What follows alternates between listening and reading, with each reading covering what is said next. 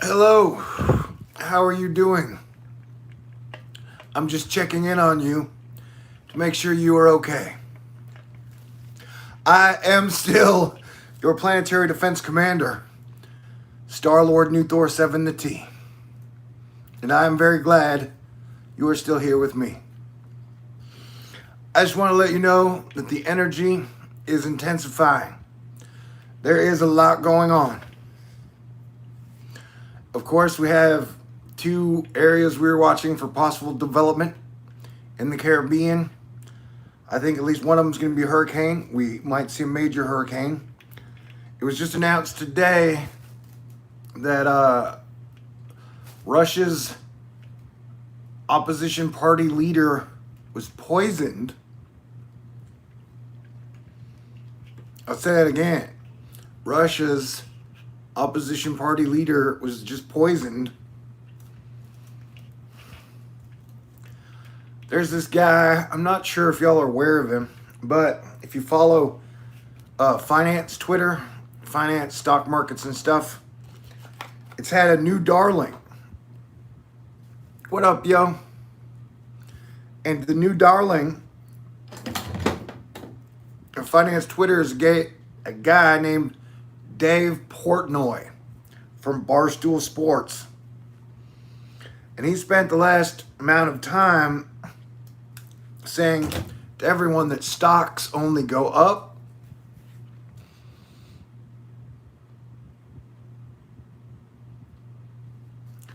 And I don't know, today he posted a video and he is super duper uber sick. His entire face is puffy. Now I looked it up, he's 43. So if it is the coronavirus, I would guess he will be able to survive. But I recommend going and looking at the video. For anyone out there who might doubt whether or not the coronavirus is real or is worse than the flu, go watch that video. And I know that when I was watching it, I'm like, that I do not want that to happen to me. I do not want to endure whether I would survive it or not. Because remember, I have pre-existing conditions. And I smoke. B, although this is probably totally highly legal Willie Nelson tobacco they got way back in the day, I have smoked marijuana in the past. They said those make it two pre-existing conditions. And then I'm overweight. I don't know if you guys figured that out, but when I started my YouTube channel, I had like 2% body fat. And now I would take a guess that I'm over 2% body fat. Anyway, I'm just saying, I have been selling to you guys that you do not want to get the fucking coronavirus. And I've had a lot of pushback, blowback on that subject, but I'm just saying, hey man, part of my strategy, definitely for the rest of 2020, is I don't want to get that shit. And so I highly recommend you go look at the video Dave Portnoy of Barstool Sports posted on Twitter. And I appreciate the fact that he shot the video. His face is super puffy. He says can't breathe, can't taste, I don't think. And so, I don't know, man. It's just... And he had just met with the president like a week ago. 2 weeks ago. I don't know. Time is hard to tell. Like I said, if you're just joining us, the leader of the Russia opposition party. Now imagine taking that job on. Right? Like in this show called Game of Thrones, they had a thing called King of the Hand, right? Where it's your job to protect the king. And so, you know, Putin, I've mentioned this to you guys many times, Putin's been in power for like 20 years. And Putin brought together, he was there at the downfall of the USSR, and he brought together a group of fighting gangsters and somehow got unity, or call it what you will, amongst all the warlords. And so, just, I can't even imagine, I mean, honestly, to me, I think it takes a lot of balls to be planetary defense commander. It takes some common sense and risk calculation So I just can't even imagine being the head dude who's trying to go up against Putin in 1999. And that, honestly, it has even been one of the reasons that I have been so careful and reluctant to mention why I do not like Trump or the QAnon gang. No disrespect, but I have known personally that they have been fighting, in my opinion, fighting unfair for a very long time. And I'm not comparing Trump to Putin, because Putin's been in power for 20 years. Trump's been there for 4 years, and he's barely hanging on, man. I don't know what you want to believe. You can believe whatever. All I'm saying, I'm trying to say, and I'm not even trying to say anything negative about him. I'm just trying to say, like, as I've been giving out all these warnings for the period that would start, I was looking at it on the 24th. And since we've entered Mars' shadow on the 27th of last month, it's like Mars freaking out about going retrograde. And so the war, the attacks, the grudges, the people who like to attack other people are not going to be engaging in the norm, any of the rules of civility and normal combat, or like it's going to be whatever the energy is today. It's going to be like that increasingly.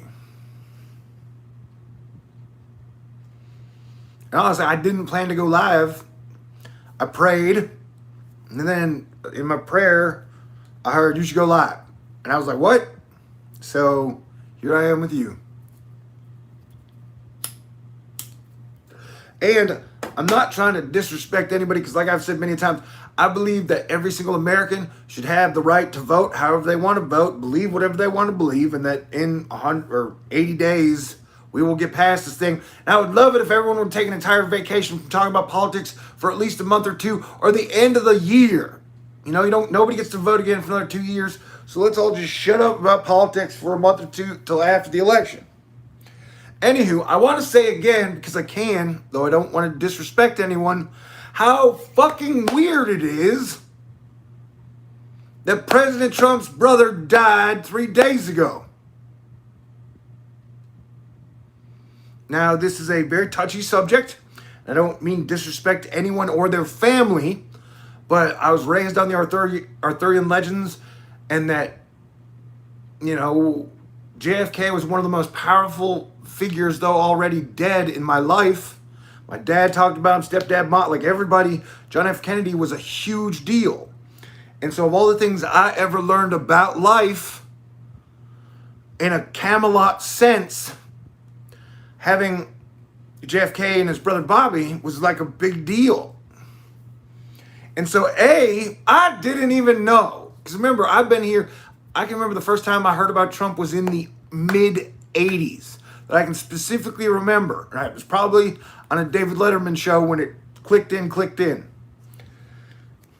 And so we're talking over 30 years. I've heard more press on this guy than Elvis or anyone in the history of humanity. And so the idea that I'd never heard he had a brother is just really weird.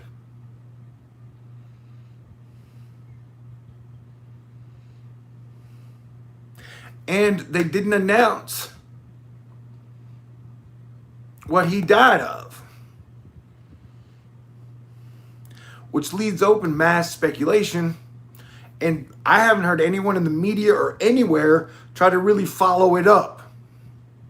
So at this point, I'm not pushing the point or trying to follow it up. I'm just pointing out that, dude, it is so weird that the president's brother died 3 days ago. It is so weird. And he did 2 campaign events that day. And so it feels like this weird moment in time.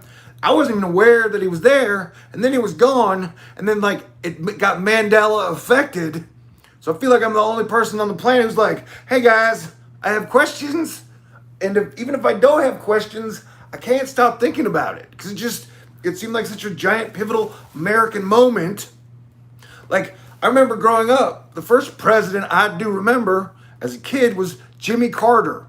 And Jimmy Carter had a brother who liked to drink beer. And they used to make fun of him on Saturday Night Live, I think, as the, like, dumb beer drinking brother, Jimmy Carter. Jimmy liked jelly beans or peanuts, and his brother, I don't remember his brother's name, liked beer. And so, like, as a kid, and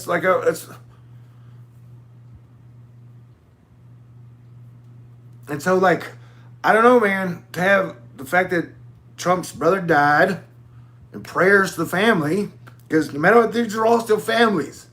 As Game of Thrones as it gets, like, not rooting yet. Although I don't like the phrase, another phrase, who are the ones who would skin people alive? Those guys were definitely bad guys, and fuck that family. So yeah, so there's like 3-4 days ago, 100 hours, we had our president's brother die, and then today, moments ago, you had the Russia opposition leader die. And there have been bursts of energy that feel so bad. Like, I can't think, it just hurts. Like, we are going through some of the heaviest shit that I think humans have endured in the modern age. And there was a report out on Space Weather yesterday that was talking about human beings are going to be getting hit with more cosmic rays than normal. And so, unless the sun starts putting up a lot of big ass solar flares and reinforces our magnetic field, which I'm gonna work and pray for if I can, we're gonna be getting hit with a lot more cosmic energy and cosmic rays.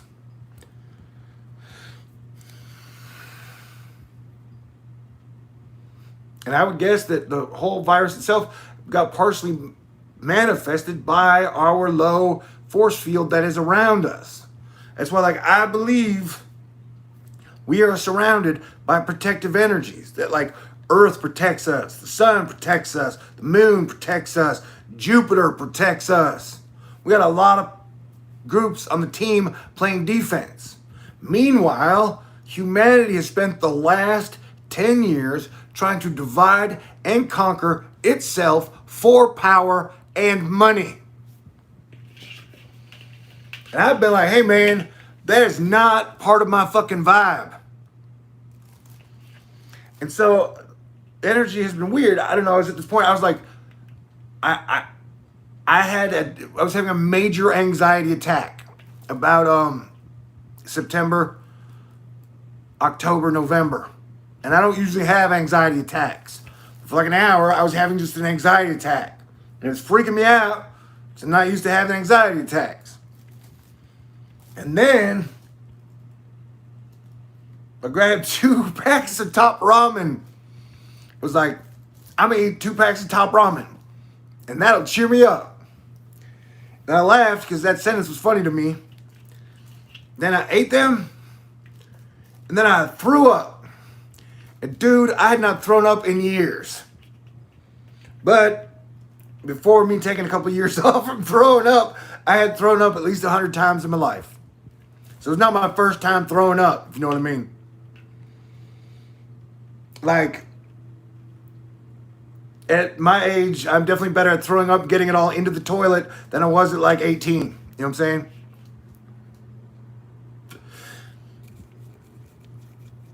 Anyway, and then like at the end of all the ramen noodles, it looked like there was some red stuff. And I thought, is that blood?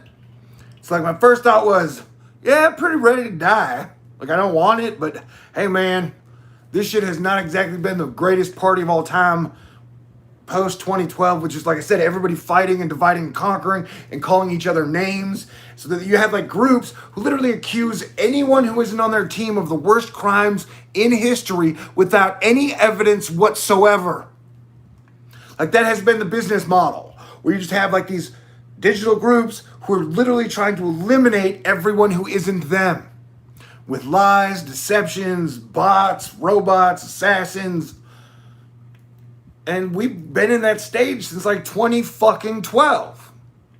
Where that like everybody, not everybody, I mean all the power players, that are going after money and are going after power are like willing to sell 100,000 people down the river, willing to throw 1 million people in the volcano, willing to throw fucking 5 billion people into the Grey Goo pit.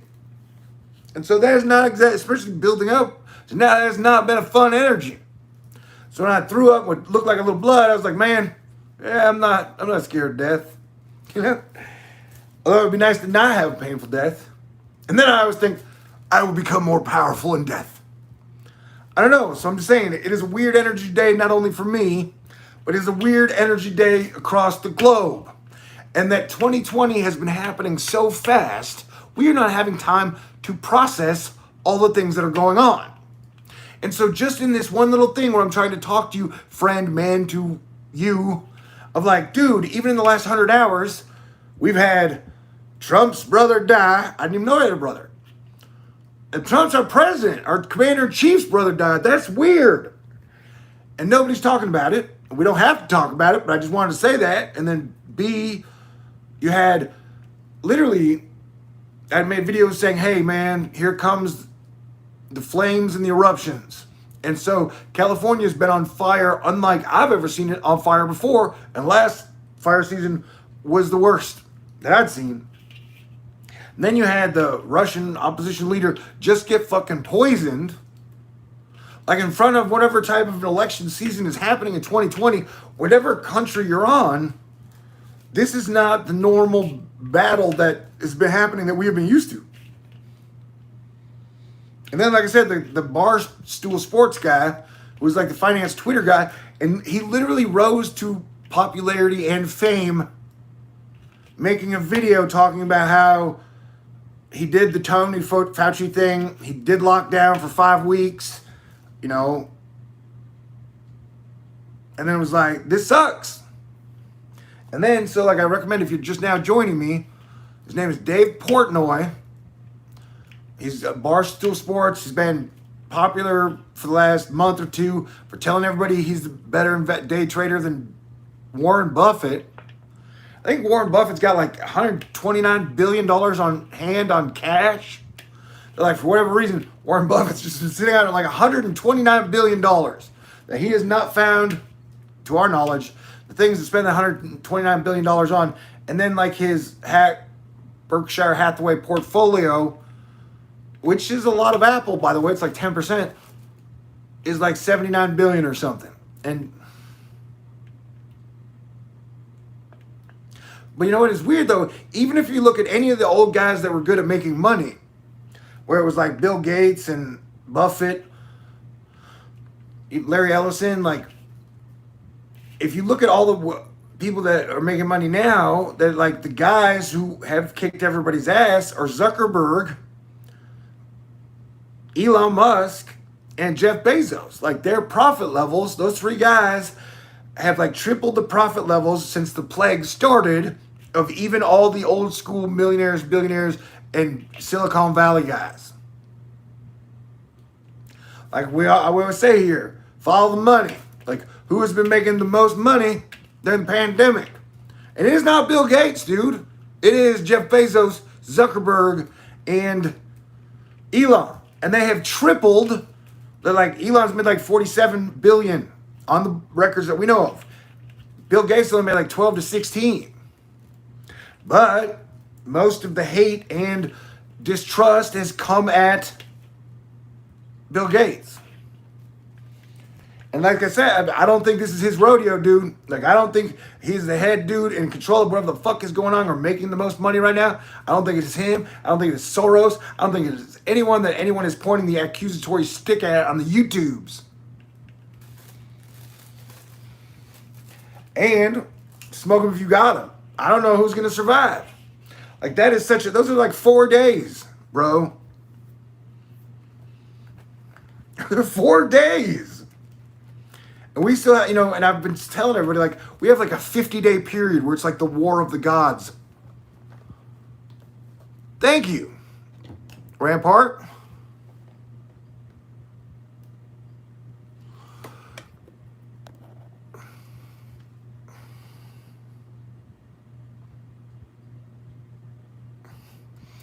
Yeah, and the thing about the stock market is I definitely believe in it's the wealth effect that Ben Bernanke, who used to be head of the Federal Reserve, talked about it, and I learned it from him just through him talking about it on the internets or whatever on the Zero Hedgy of that, like, if the stock markets are high,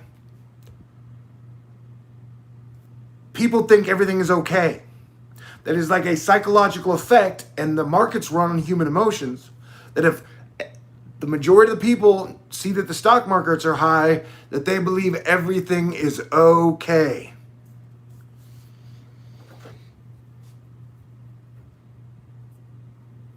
And so, yeah, if anyone under 100 billion is not playing the same game that they are.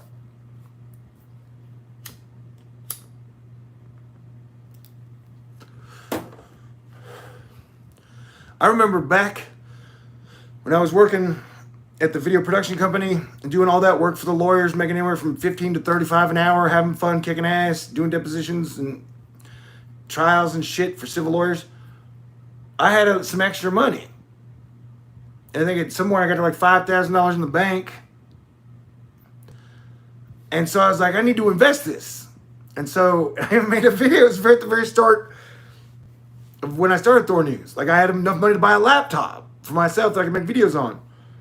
I remember I had a choice between buying pot stocks or Bitcoin. Like, of all my investing research that I did, I had two choices to make. And so I was firmly believing that the road to the future and better times, that like they would bring back rock and roll and that they would bring marijuana back, like they would legalize it at some point.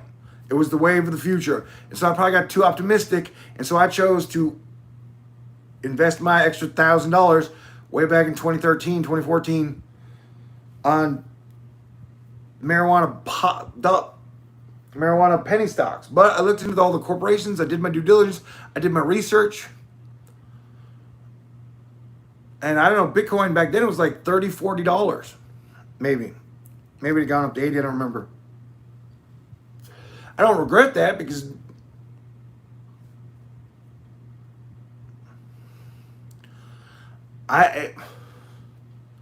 my personal growth is never stunted by not having money. You know what I'm saying? If you understand that, like,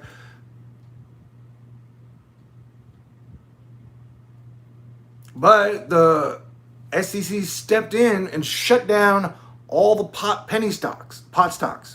Like one day, I was like watching and my $1,000 went to like $1,800 in like 6 weeks. I was like, hell yeah, go marijuana. And I was all excited that I could be like, it was part of me supporting the legalization of marijuana. Like I was investing in the legalization of marijuana. And I thought that would help and decriminalize prisons. And then one day the SEC just stepped right in and shut all my penny stocks down. I had a basket of like 5 different ones. I mean, I really put a whole lot of work into figuring out what I was going to do with my money. I got so excited about the whole process. I even made 2 different videos, I think. 3 maybe. Anyway. And so that was my own personal, other than when I went back and researched my 401k back in 2006, 2007, that was also the like secondary eye-opener of, I looked in my 401k and like it was filled with Behrman Stearns bonds and Lehman Brothers bonds, and that the bookstore I worked for, Borders, had bought a lot of its own stock. And so as they were failing, they were spending more money buying their own stock so people wouldn't think they were failing.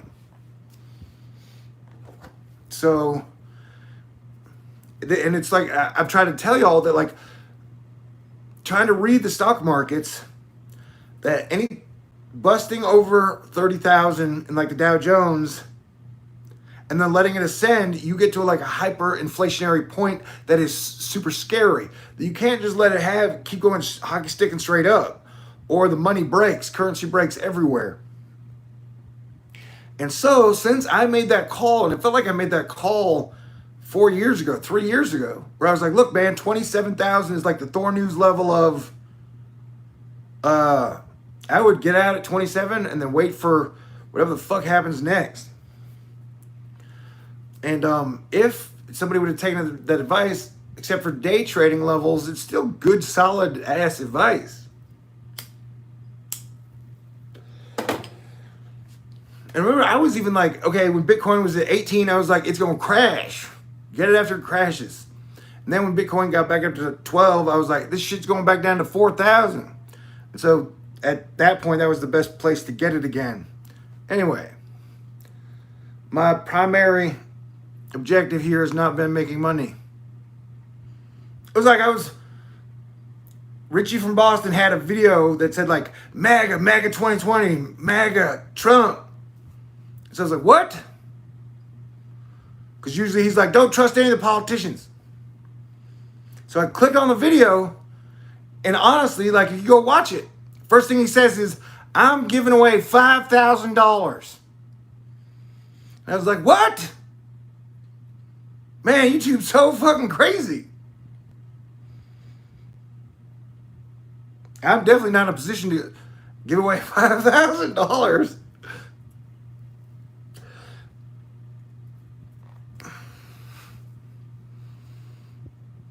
But yeah, go watch the Richie from Boston 2 video that where literally the title of it is like Trump MAGA 2020, Trump MAGA 2020, and then the first thing he says is like, hey YouTube, I'm giving away $5,000. I was just like, oh God. And if you're just joining us, Putin's opposition leader got poisoned. I don't know if he's dead yet, but I'm still weirded out by the death of Trump's brother. And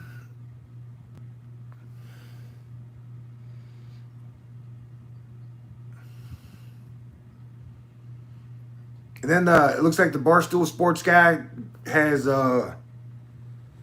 COVID. And like I said, just go look at the video of him of being like, oh my God, this is horrible. And like his whole face is puffed up. It looks like he's a puffer fish. And I definitely don't want that happening to me.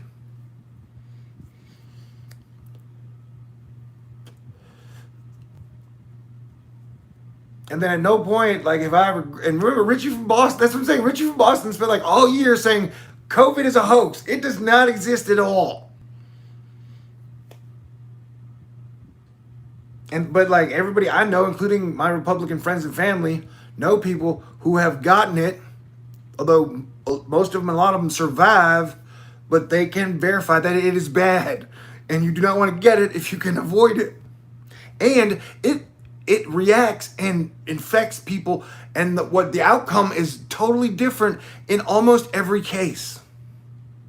From what, like, the information that comes in, you do not know how it is going to interact with you and your body. And I definitely think that Dave Portnoy's spirit of like, this ain't going to kill me. I'm in the battle, and I'm going to kick its ass. I think that is the spirit you have to take in. If you get it, you better be prepared to fight it like it was the devil itself if you want to stick around or keep your sense of smell or keep your sense of taste. I have looked at it like some weird, evil, demonic spirit that popped into our planet that we manifested, like, and now we got to kick its ass off of Earth. And my crazy plan from February has been to defeat it with music, the sun, star power, love, and human strength. Like our vibration and frequency shall destroy it. So at no point in time am I really want to take that fucking vaccine either. But I don't think they're going to offer it to anybody anytime soon.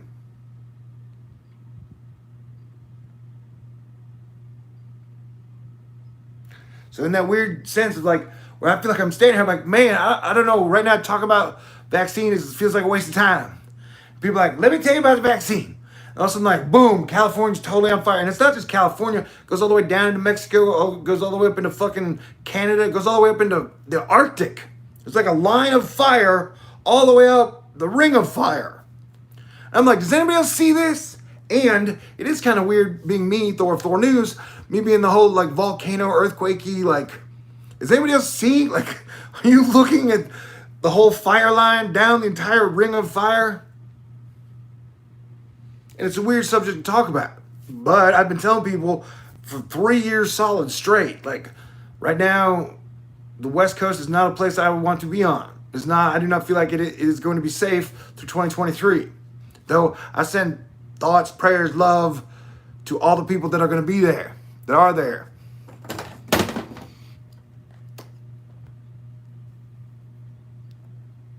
I love the name Mia. Wishing you calm and peaceful night. You deserve a good night's rest. Dream of the stars in a calm hue of blue. Rest your thoughts, your soul, and your spirit, and recharge. Mia, I think you and I are in the same wave. Because earlier today, where I felt like I was getting hit with like a zillion harp weapons, I thought back and I was like, dude, I feel like I have been totally jacked into this matrix with you since the December 20 Christmas eclipse. Like, we have just been running at 1,000 miles an hour. And that most of the time when I do sleep, I have these insane dreams so that I wake up and I'm tired from the dream. And so thank you. Thank you. I am going to be doing what I can to recharge. Because that's what I'm saying. Like, I feel like I'm running on fumes. And I know it probably shows in my health and my face. Because like I said, I don't know, did I spit up some blood today? I wouldn't be surprised, man. Like, it's what, and I've definitely been pushing to like enjoy all the things of earth that you love while you're here, whether it be electricity, your mama, your family, your friends, song. Like, it took a lot to make it. It takes a lot to hold it together. And I don't know who's gonna make it. It's very Game of Thronesy. And so me over here, like I said, I'll repeat again. Trump's mother died in the last 100 hours.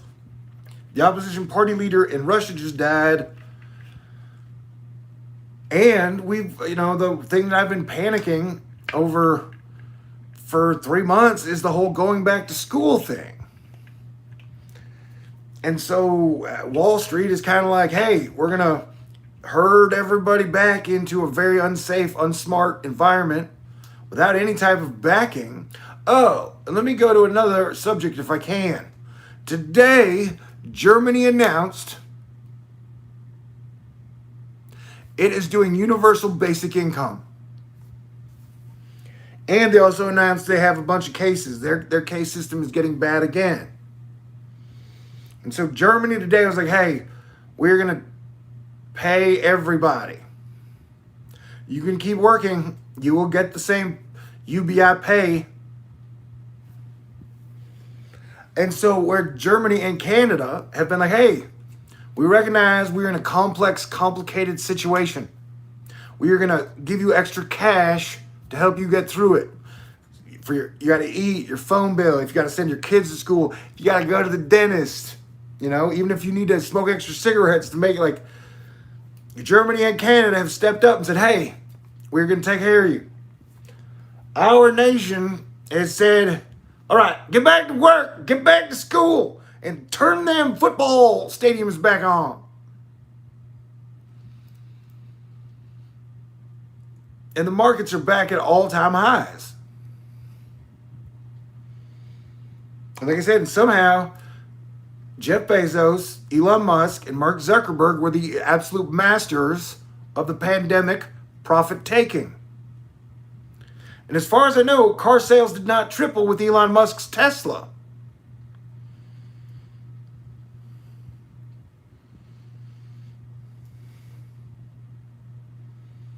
And the only thing he really did was scream that everybody needs to get back to work as soon as possible.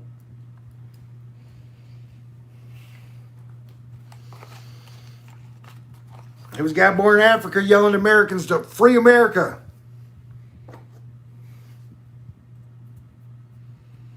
And no disrespect to Elon or Rupert Murdoch, but they weren't born here. They're not Americans, man.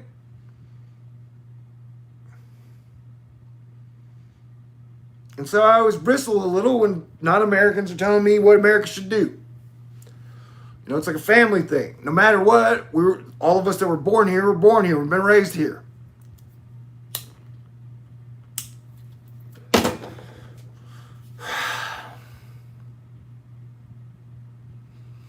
And so that like this September is going to be a super duper clusterfuck. And the universities were complicit. The universities needed students to pay the old school tuition prices, so they had to promise them they would give them some type of an in-person experience, or else we all know that paying the like $90,000 a year or $50,000 a year ain't really worth it if you're pretty much taking YouTube classes. Like, for example, if I'm teaching you 2 semesters of Thor News University, I'm not charging you $20,000 or $50,000 for the year. I'm probably just going to annoyingly ask for contributions and donations. And so, as I've mentioned a couple times, that watch as, and it's almost like they were using pro sports as a carrot in front of September, of like, see, we can return back to normal because you got NBA players in a bubble and you got people playing baseball. It's totally possible. We're getting back to normal, y'all.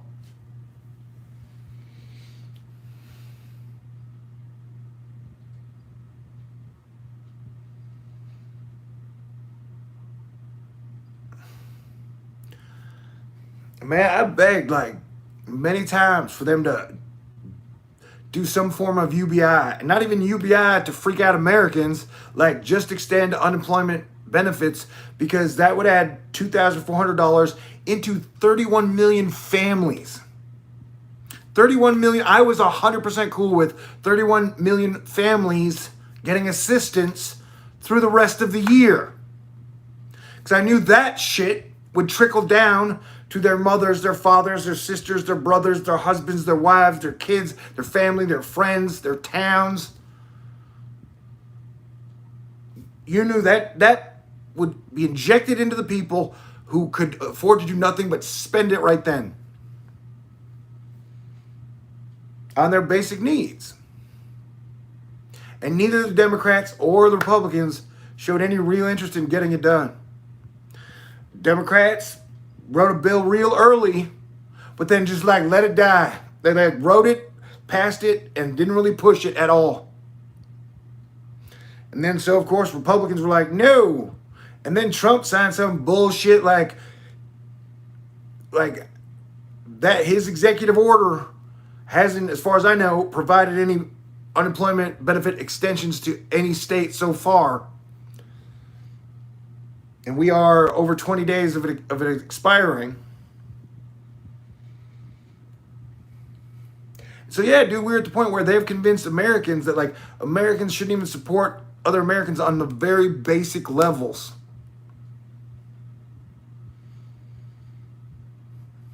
And at some point,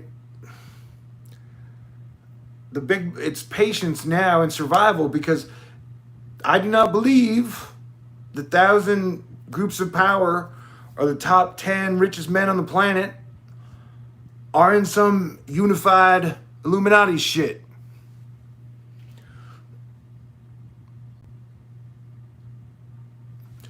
Rampart, I would love to take a drink with you, but A, that pineapple potato shit, I got so fucking hammered on that. I have sworn off drinking for a couple days, and B, I just threw up like an hour and a half ago and thought there was some blood in it. And so I do not have any beer here. If I had beer here, I would take a drink with you. All I have left is that pineapple potato shit, and I do not know if I will finish the rest of that bottle, because that hurt, dude. That may have been the worst hangover I've ever had. I will smoke some of my Willie Nelson tobacco with you, though. Totally legal in all 50 states. It's out of elephant. Who doesn't like elephants? I'm sure there's some dipshit out there that's like, I fucking hate elephants.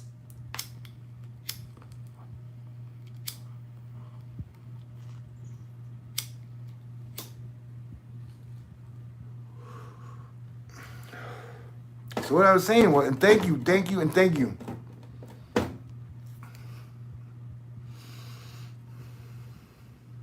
If I had a beer, I'd drink it, but I don't.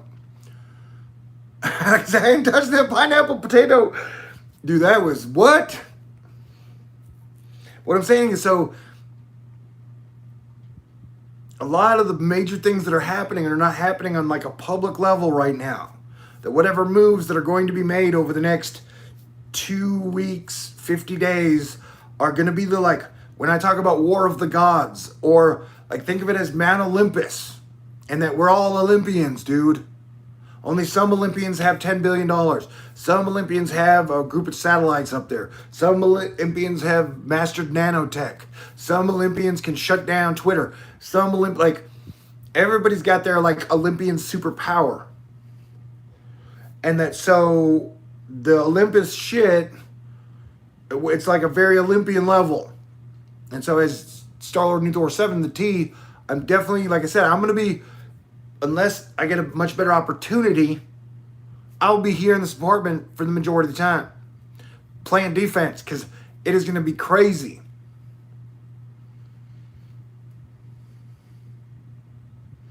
And so, with, I guess, say it again, Trump's brother died like 100 hours ago. The opposition leader in Russia just died. The Barstool Sports guy has a video out like, oh my God, I got the COVID, and it's horrible. And it looks fucking horrible. And then you got that giant line of fire that's down the entire West Coast all the way up to the Arctic. And then you got 2 hurricanes coming in. And I will talk to you straight up, because it's a sign of the times. And it's what I do. But I believe, look, I've told you, I believe there have been good guys, I believe, that are out there, call it HARP, call it whatever you want to, that have been playing hurricane defense. Just like I think they have been with asteroids. Hopefully, they've been doing it with hurricanes as well since 2019 in the USA. And they've been doing great. Even the last 2 hurricanes that hit the USA, I think if we didn't have an atmospheric defense team, those things would have hit us harder and they would have developed way sooner. And I think we showed steps along the way to where it kept getting dry air infusions that pretty much prevented it, except for the last moment it popped. And I've always had this weird feeling of, just like for that moment in time you had the All-Star Asteroid Fight Club, which was amazing, by the way, and probably assisted in that process, that like teams can be dispersed or their protocols can change. And so I can almost feel like a weird feeling coming out of Miami and the tip of Florida, where like they seem almost more overconfident and cocky than Hawaiians. Where I think like Hawaiians are almost even protected by the spirit of the volcano. I forget her name. I hope I'm not going to hell for that. And so the Hawaiian magnetic field protects its people. And that and sometimes I read energies when I don't want to, and so I'm getting this weird South Florida vibe where Floridans are actually more overconfident than Hawaiians, and at this point it's my job as Planetary Defense Commander to be kind of sort of freaked out about it.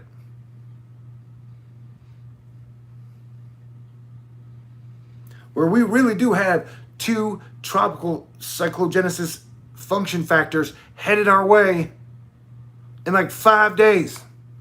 And the date that I've been pointing to for the Mars square Saturn with a giant Lilith, dark moon Lilith, Eris factor is the 24th. And so those hurricanes will be doing their hurricane things between the 24th and the 27th.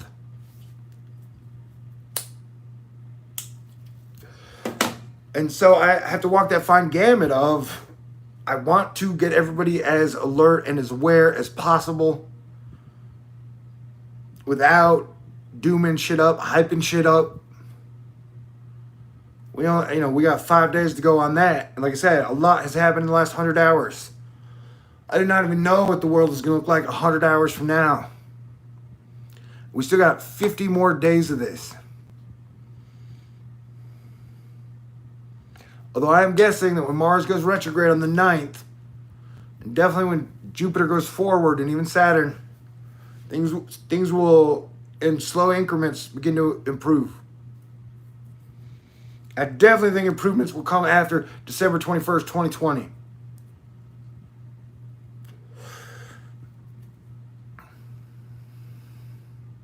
I don't know. Do people just imagine when they talk about the end of the world? Like, I can't even, it's not even a 3-act narrative process I can get into, because it always sounds like, someone's just turning a light switch off. Like, all right, world's ended, lights out. Does that mean the world has ended? The universe has ended? Civilization has ended? But either way, at no point in time do I logically see the world ending completely, 100% in any way during my lifetime.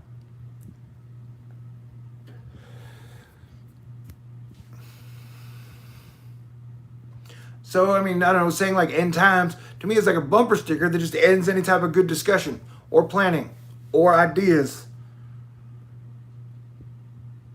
Like, we ain't got a plan for shit. The end times are here in a week and a half. And man, logically, it seems like we could have been in some type of a tribulation factor for 21 years. Like, we've done like 3 tribulation cycles. And they're like, hey man, that was so much fun. Let's go back and do it again. You know what I'm saying? I love you. You guys are great.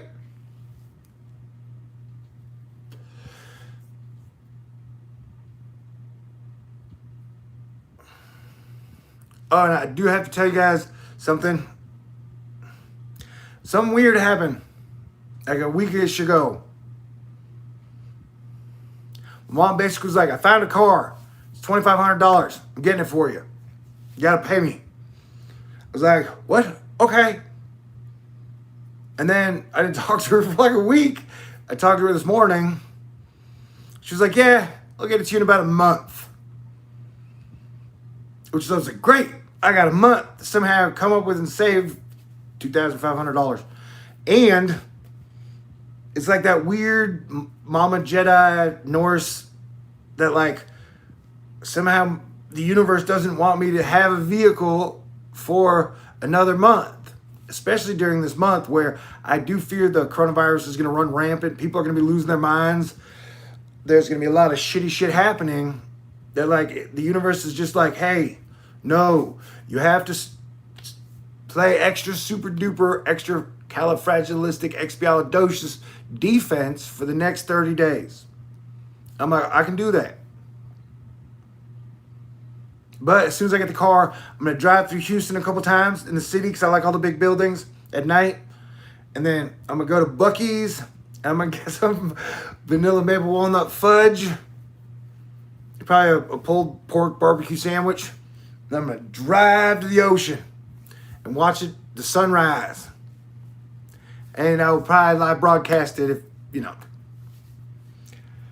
But so that was kind of like a Uranus retrograde surprise. But I'm just saying, so like all signs in my life are pointing towards like, hey man, definitely the next 30 days are going to be weird. And so technically, like I said, I hadn't talked to my mom in the week, so I didn't know what was happening with the car. So like I haven't been trying to save all my money. Like I haven't ordered groceries, which is why I ate those ramen noodles today, just because I didn't know how much grocery money I could spend when I ordered groceries. Because if I wasn't getting the car, I had a lot more grocery money. You know what I'm saying? Anyway, but so now that's what like I have to buy.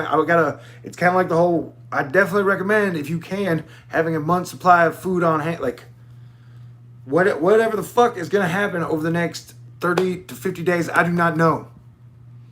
But last 100 hours, Trump's brother has died. I didn't even know I had a brother.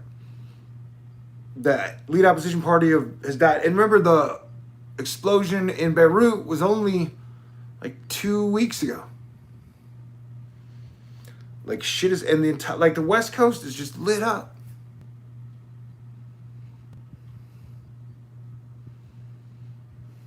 And like I said, I really don't like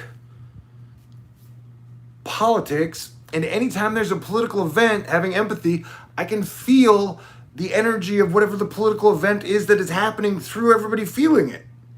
Like, I'm not watching the DNC. I will read some of the highlights or see like a minute of the highlight videos, but I'm not watching it. But I can always feel when they have shit like that on, even when Trump does a press conference. Now he's doing a press conference every single day. Even on the day that his brother died, he had 2 campaign events.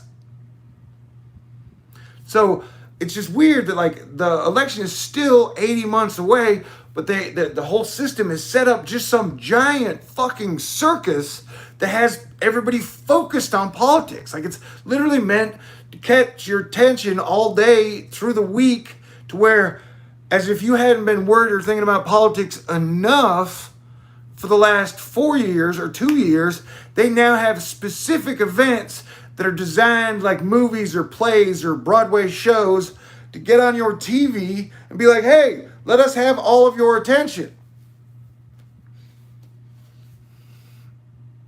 And so during this time where like everybody should be figuring out ways to work together, calm down, feed everybody, keep the lights on, avoid fires, avoid hurricanes, not get the fucking plague, they're going to be pulling out October surprises once a week till November. And honestly, at this rate, I would say there is a chance we're not even going to have a fucking election. Like somehow something's going to happen. There's going to be some much bigger 9/11 shit. And they're going to be like, oh, we're just going to throw off the election. And look, dude, Trump's brother died at 71. We still do not know how he died. Trump is like 73. Biden's like 76. That not only is it dangerous for me, a fat 40-ish-year-old, it is definitely dangerous for 70-year-olds.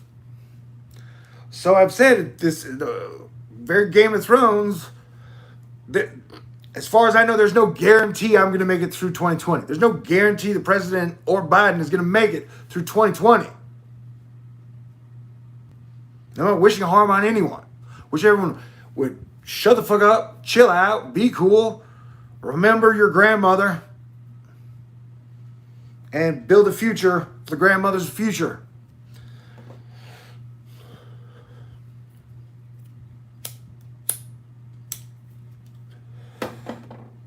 So it's crazy. And I love you.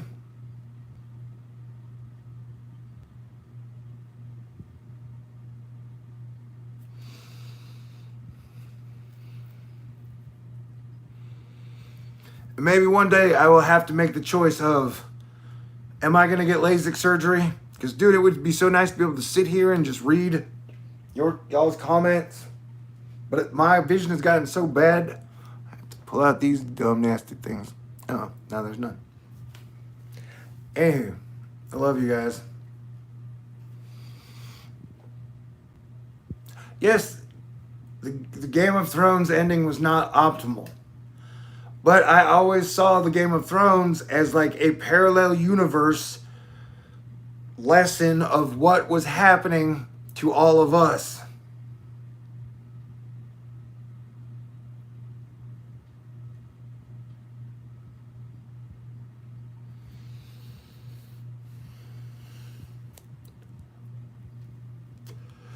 And if there was some great lesson to take out of the Game of Thrones, it was that the Iron Bank always survives. And at the end of the day, we knew none of the names of any of the Iron Bankers. You knew Daenerys, you knew Jon Snow, you knew Tyrion, you knew Sam, you knew Cersei, Jaime, Bree. You never knew any of the names of the bankers, dude. And guess who survived and never even entered a battle? The Iron Bank. But in that world, there were only 3 dragons. And though I think the books called for a kraken, like an entire giant array of magical monsters and creatures, they never went down that aspect. So in this Game of Thrones version, you've only got like 3 weapons of mass destruction. I mean, not counting the wildfire. And in our world, that like I've been trying to tell you all about, that like there has been so much money spent on machines of war and destruction and damage since the 40s. That of the $100 trillion that was printed, I would guess somehow maybe 20 to 30 trillion of that went into trying to make the best weapons in the history of mankind. That like even in the Iron Man Marvel comic book world, they covered that with like the Tony Stark family literally represents the defense contractors. And that somehow at the end of the day, they were always either neutral or good men who were still behind the defense contractor industry. And that somehow all the weapons of supermass destruction were always just in the hands of very few small people. And I do not think that is necessarily the case. And even if that number is, you have 60 different teams with dragons, that changes the game. And to me, that's the game we've always been in, of like, you've got so many powerful people. You've got so many rich people. You've got so many warriors and war machines. You've got so many elements of destruction that the only way out is to work together.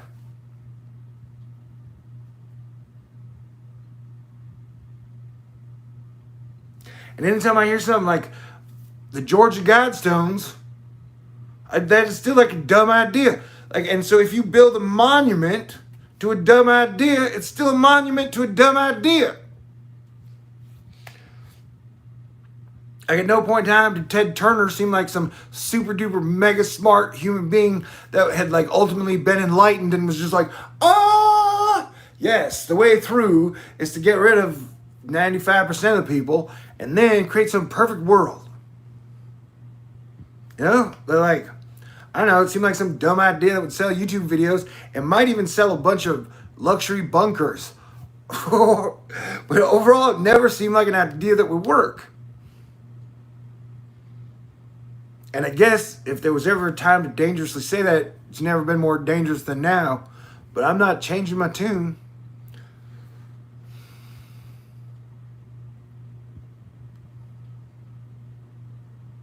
It's like I say, like if I die, I do feel like one of Earth's good luck charms. This is a better world because I'm here. And so, just like having Trump's brother die that 4 days ago, I felt like that was a bad omen. Having the head dude in Russia die seemed like a bad omen. If I died, that would definitely be like a bad omen for y'all, I would guess. And so I wouldn't want to stick around if shit just got horribler for the next 10 to 100 years. I didn't sign up for that shit, and I did not want that shit to happen on my watch. So like if I did die, I was like, fuck, I was doing everything I could to bring peace to the world, to get families to work together, start building cool cities and have cool orchestras and do cool things in our world again. And maybe finally I could take some type of a space truck to the moon. And if you can't land on it, it's hollow or it has a bunch of little creatures that don't want us landing there, we can at least fly around it a couple times and go back and fly over, spend the rest of my life just flying over oceans and mountains, being like, wow, this is amazing.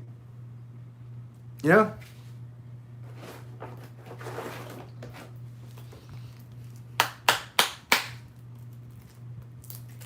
Yeah.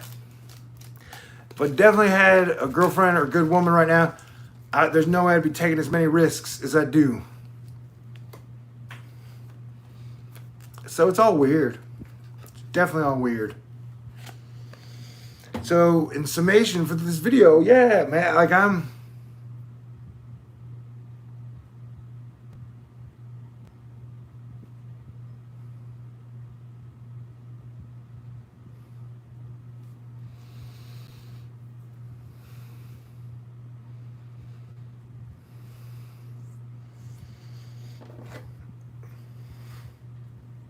here with you. Like, what have I been talking to you for an hour? Who knows what's even happened in an hour?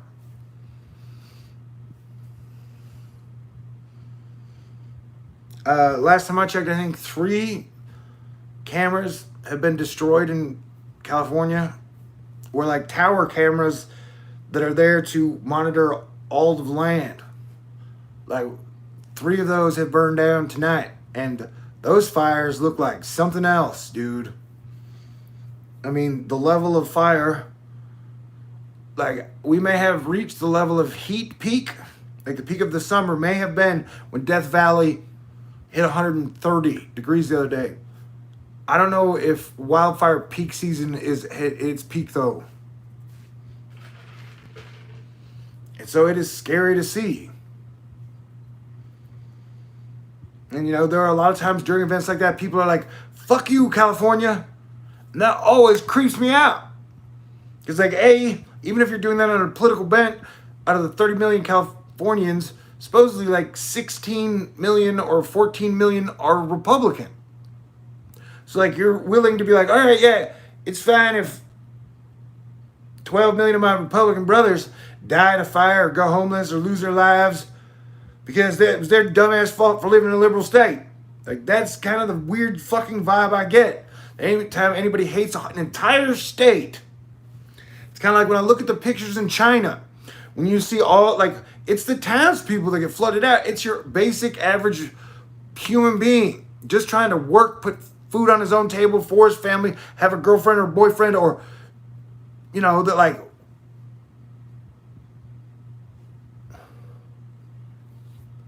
it just blows my mind in the worst kind of ways.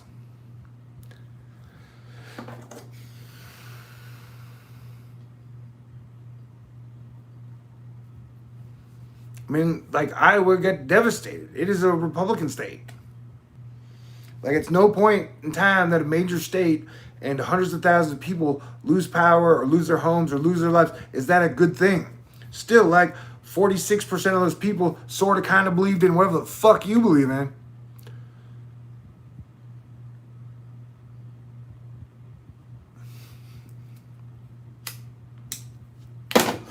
And so I was watching this Kaipacha Astrology Today, and he was talking about the whole thing about Lilith and Eve. Where, like, Lilith was the first woman created. She didn't want to lay with Adam. I don't want to fuck it all up. Anywho, and so, like, Eve had to be created from the bone, and then it was Lilith who tempted Eve.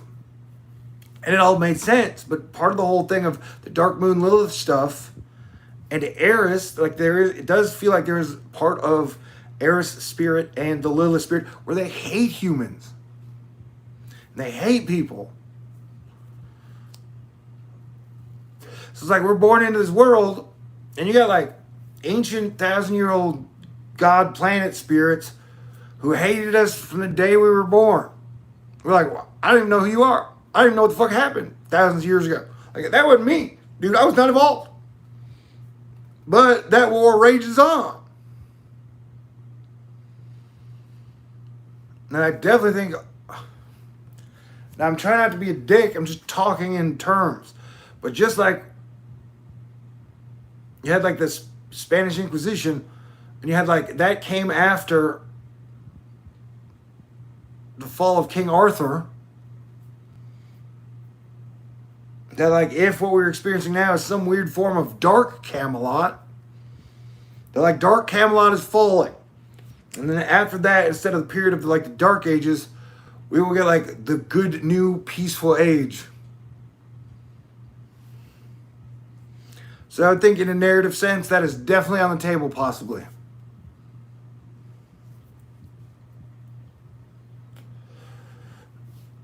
Yeah, for the next 50 days, it feels like we'll have some off-world ancient spirits that really hate human beings.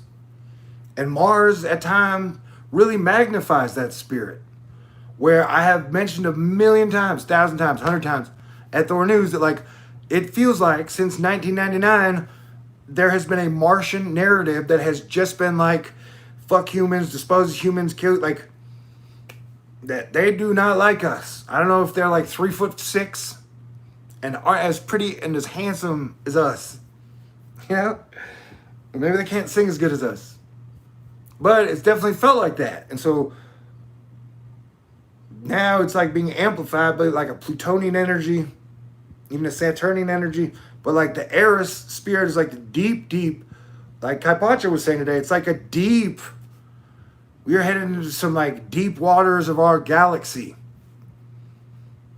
And that Eris, which is 2 orbit sizes outside of Pluto, like we are going through some heavy, dark shit over the next 50 days. But I do believe that the spirit of mankind is great and that we were created in God's image. That we are the children of God. And Jesus died for our sins and all sins. And so whatever Baphometian or Lilithian or Erisian or Plutonian anger spirit, like, man, the slate got cleaned. Everybody got a redo. Now what we do with the redo is each individual's choice. And for the majority of my lifetime, I've been like, hey, let's give up fighting. Let's have a giant period of peace. And it shall be good. And so that is going to be my stance for the rest of 2020. I ain't changing now.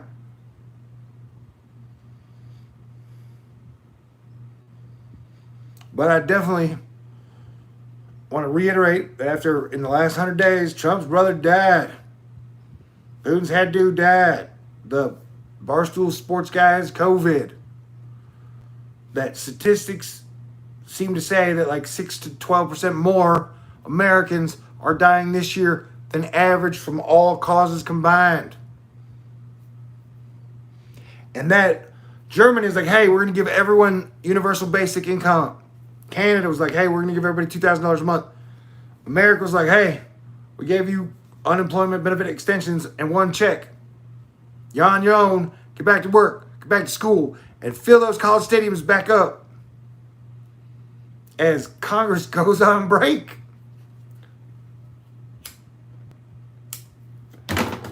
And dude, did you ever spend any of your time in the last 20 years looking up Congress people and how much they were worth when they went into Congress? And then how much they were either worth now or when they left Congress? That is some of the most mind-blowing shit I've ever looked into. And it happened on both sides. Like, all rising waters float all boats. So it was just like somehow, if you made it into the congressional club, your basic worth would just super skyrocket from public service. It's definitely one of the reasons why I don't get into like, Republicans are totally fighting for us at the end of the day, or Democrats are totally fighting for us at the end of the day. Because I've done my research, man. And I do understand that most people can't even name 10 different senators or Congress people or House people. And so that like all the attention is always focused on the president so that you don't really watch what the other 535 people are doing. That's why they keep us focused on the presidential mascot so that we aren't paying too much attention to what the other 535 people are doing. But I did learn that definitely over the last 20, 30 years, that if you got in those 535 people, your net worth could go from like $250,000 to $400 million while you were in public service.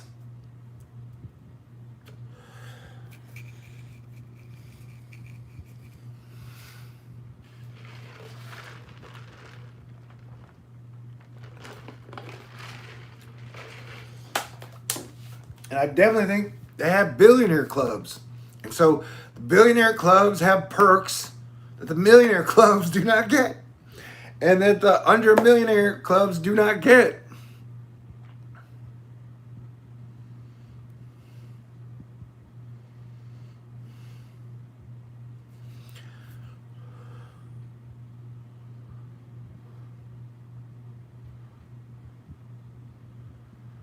And I don't think I ever once in the entire truth community of any of the bigger truth community guys have ever seen a video that was like, hey, what if Elon Musk is not as cool as Tony Stark?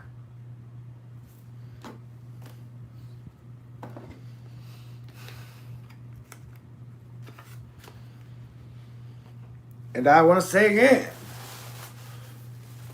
if Mark Zuckerberg, Elon, and Amos Bezos are evil people, then my job and our job becomes much, much, much harder.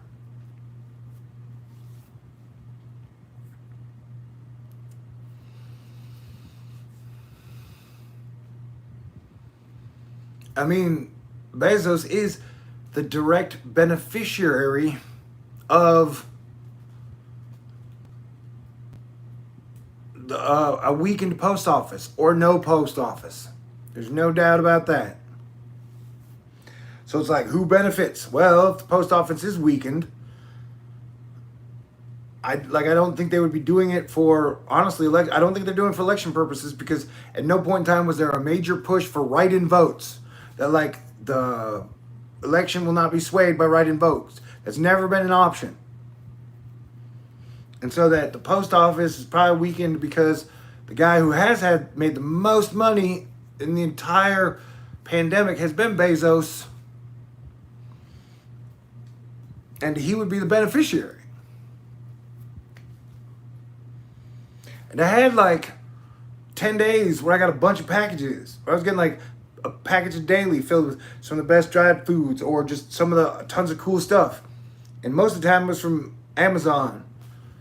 And then I found out any packages I was getting were then getting stolen somehow. So, I don't know, I may have, my ability to think clearly on Amazon may be filtered through whatever rose-colored glasses I'm seeing. I'm just saying, my job, our job becomes harder if somehow Bezos would want to weaken the post office and wouldn't be satisfied with making like an extra $70 billion in 6 months in a pandemic. Like, he's looking for a much bigger score. That would be kind of scary.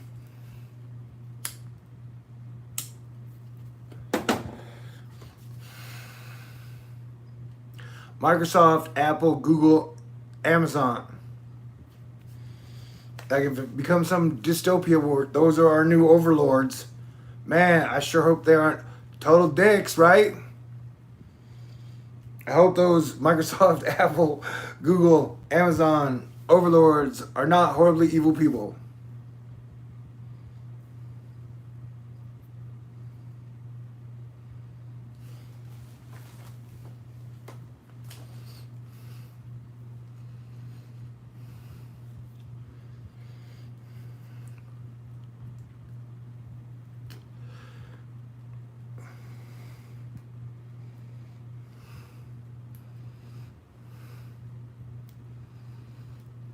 And there are moments in the day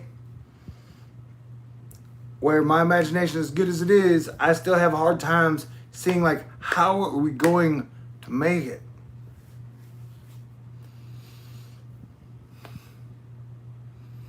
Like, nobody seems to be exhibiting much self-control, or people of power don't seem to be. Like, it's clear that in a crisis situation, you can profit and get more power. And so that, like, I think we're seeing a lot of groups are like doing what they can to benefit as much as they can from the crisis situation. And that, so the spirit of teamwork that literally keeps civilization together continues to just straight up fucking weaken.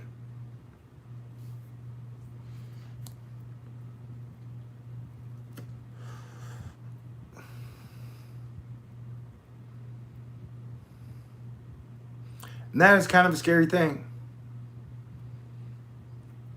Like, I'm not scared of death, but I'm scared of having civilization fail on my watch. Don't think it's going to happen. Don't believe it's going to happen. I'm going to try to not have it happen, but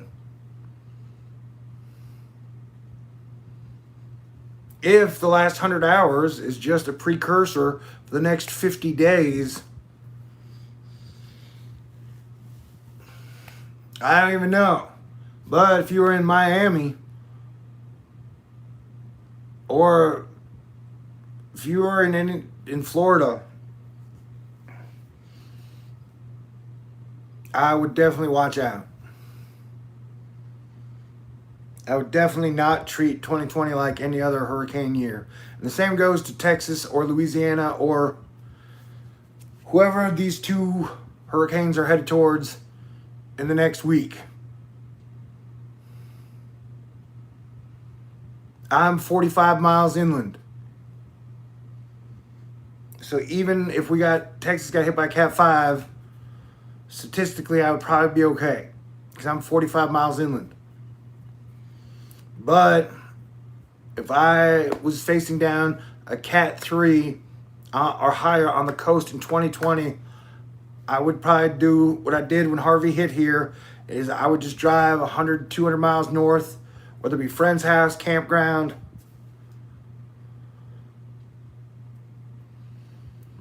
Because as we've seen with parts of the East Coast and parts of Iowa and surrounding areas, that in a plague foobar situation, turning power back on is not always as fast as it used to be.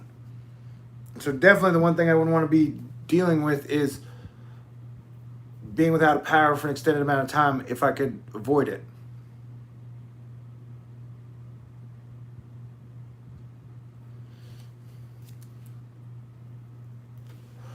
But I would like to think that nobody is going to overpower Space Force, Asteroid Fight Club, Atmospheric Defense Team, and that protecting the people where and how we can is still going to continue to the rest of hurricane season.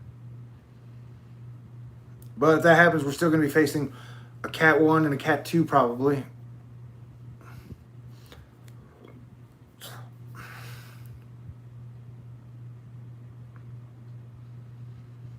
But we have been hit by 2 Category 5s in the last few years. It's 2017, 2019, 2018.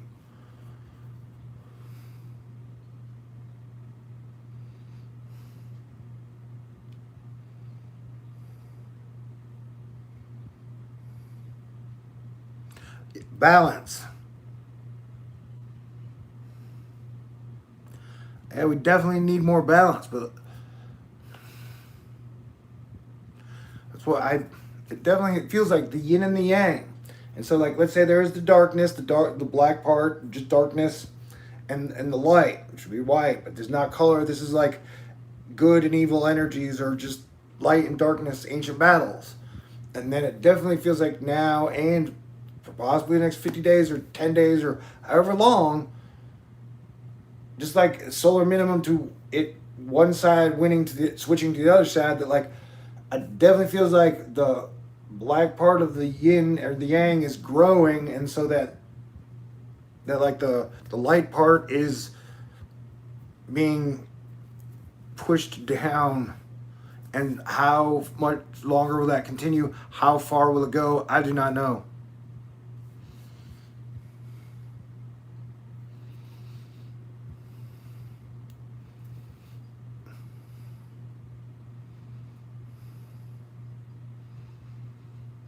But I'm going to do what I can to help keep it together, to stay cool, and make you guys laugh and smile when I can possibly, while giving out good information. So yeah, I would avoid COVID. I would avoid hurricanes. I would avoid arguing with anyone over anything. Like I said, everybody is an adult. You have a right to vote. So support your candidate, vote, and then let's respect whatever happens and do our best to work together, because we got to work together to get through all these problems. Play defense. Don't take a lot of chances over the next month.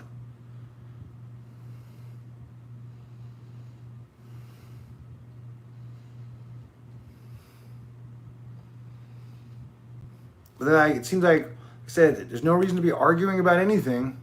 All we need now is good ideas, good solutions, and people working together.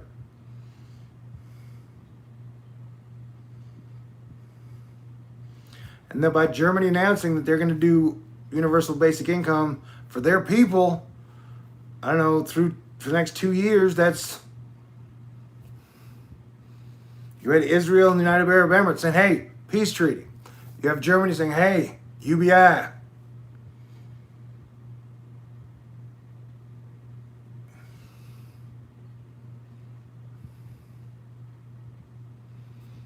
And it would have been really great if we would have extended unemployment benefits, but we did not.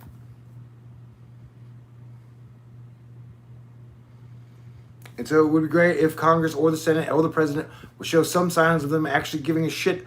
I mean, to me, one of the most offensive things was the idea that they pulled the unemployment benefits away from everybody right before fall semester of school. That seemed like some evil shit right there. Like, they know that millions and millions of people went unemployed because of the pandemic, because of the government enforced lockdowns. They love you, Kitty Pryde. And then they didn't even, they said you got to go back to school, but they couldn't even give money to buy paper and pencils and laptops and chargers, and that's some crazy shit.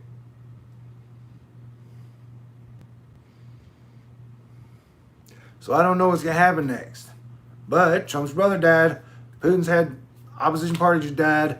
Dave Portnoy has COVID, and it looks like some shit I don't ever want to get. That looks worse than any flu I've ever had.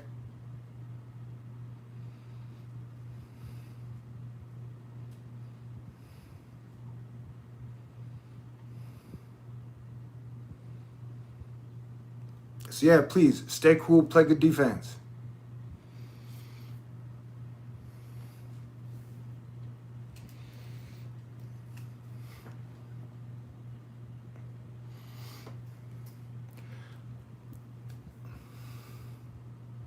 So yeah, someone said, yeah, the support expired. But so at this point, it feels like we're in a zone where it's not the people thingy.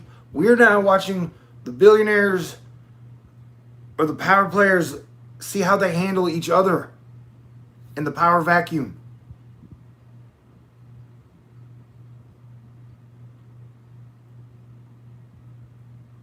It was like, I knew, you can go to Twitter to check, I knew 15 hours before the public knew that Trump's brother had died.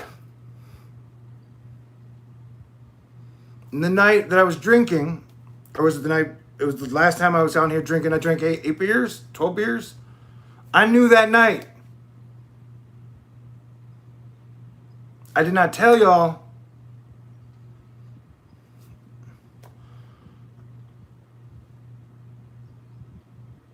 And it was part of the part of why I was like, oh crap.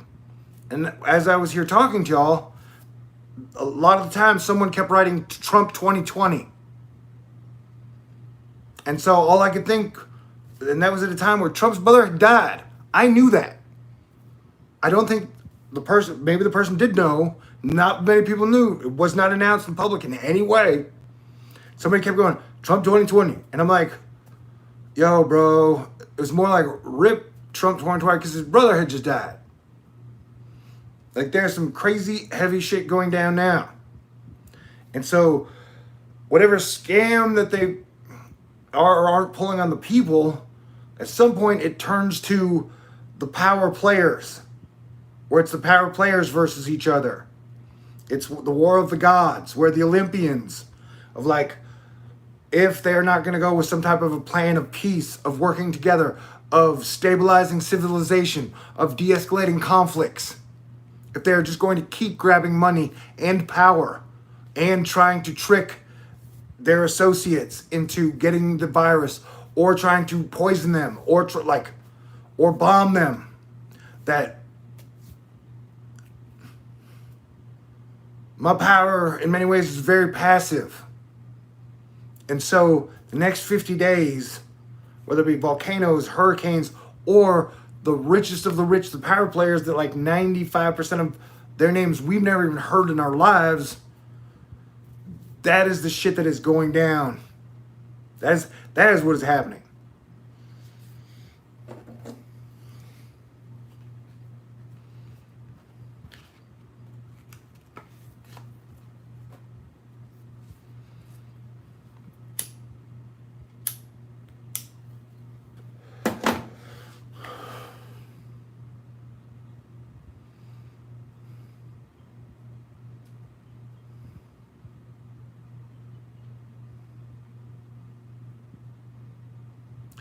I guess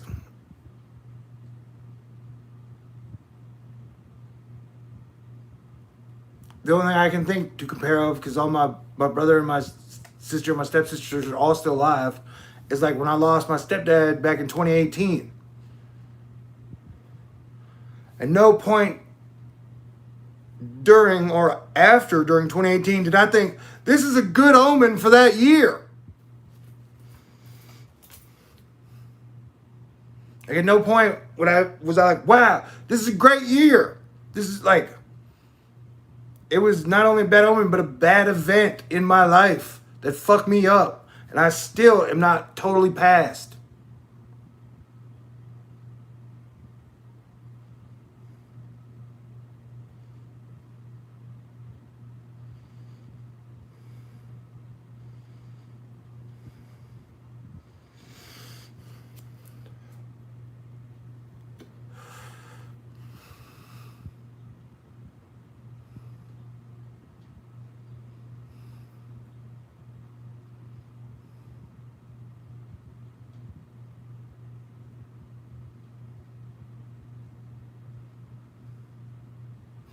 And so for something like that, like memes don't do it.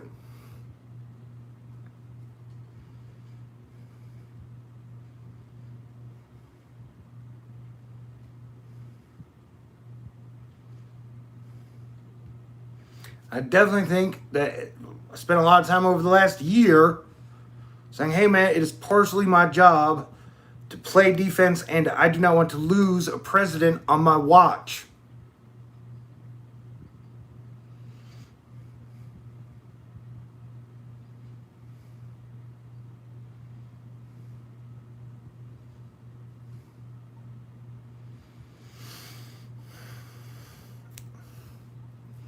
But,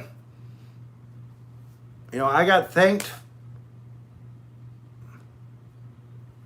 by Obama's team a couple times for all the times I said that, like, protect Obama. We don't want to lose our president. And then at no point in time has anyone from Trump's team come along and offered the same type of feeling. And like I said, as a matter of fact, it has felt like the exact reverse the whole time.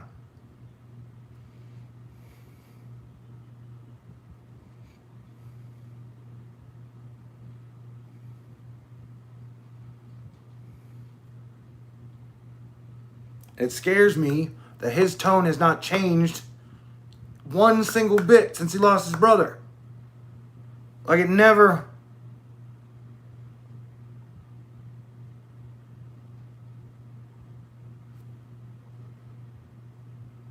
It's like it's like I've been saying, it seems like he knows one speed. He knows how to do his one thing really well. And that he has a hard time changing or adapting. And so this deep into August, it is scary to me to watch him continue to throw outdoor rallies or outdoor events and to be like pulling people together in public. But we still don't know how his brother died.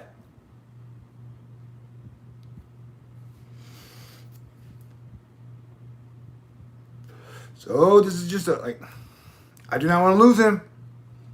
I don't want to lose anybody. We're losing a lot of people.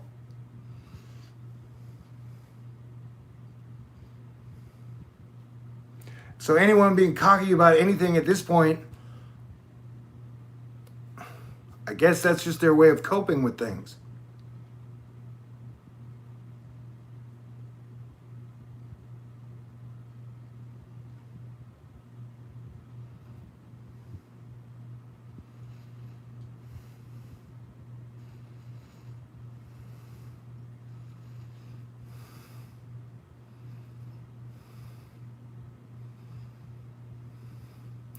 And that if anyone in the Trump camp was listening,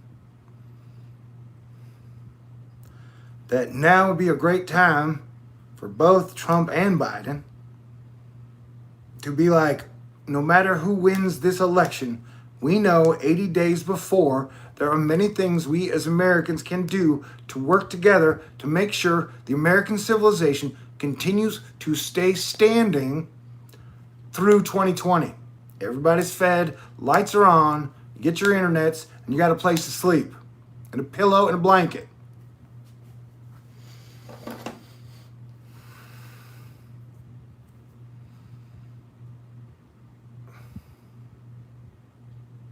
I don't think that's going to happen.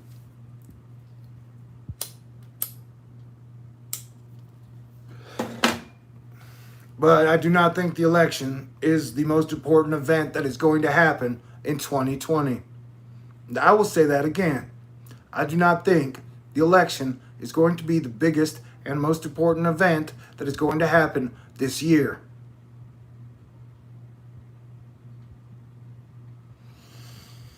That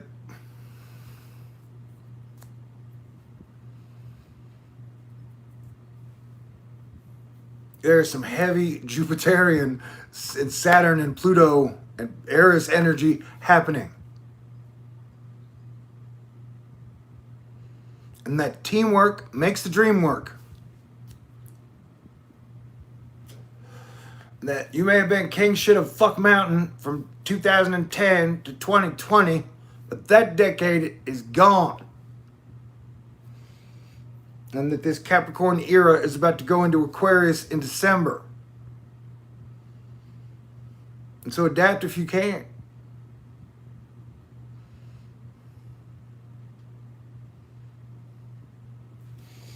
Like I said, I respect the fact, I'm glad Dave Portnoy made that video, and it was a very honest thing to do.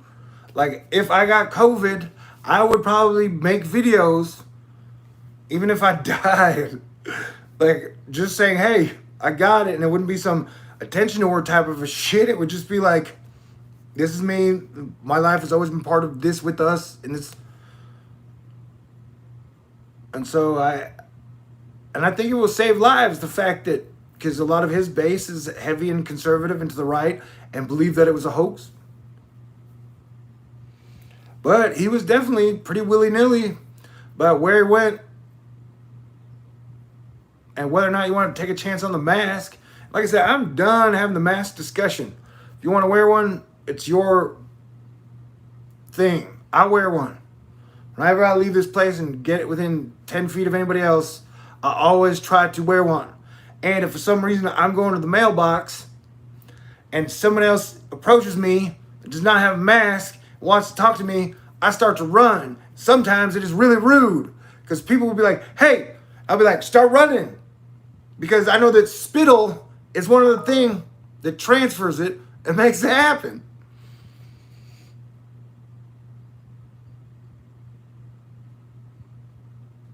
And so to me, that's kind of been like the battle of like, I'm just trying to avoid other humans' spit. I don't know how much it transfers in the air, but I definitely think the spit and the saliva of other people is one of the main conducive thingies that happen. And so I'm big into wearing a mask around other people during this time, during 2020. And I saw someone on YouTube, some other truther called it like the mask of the beast. They're like, the beast was trying to get you to wear a mask. Motherfucker, Air Force pilots wear a mask. The guys fighting the fires are wearing a mask.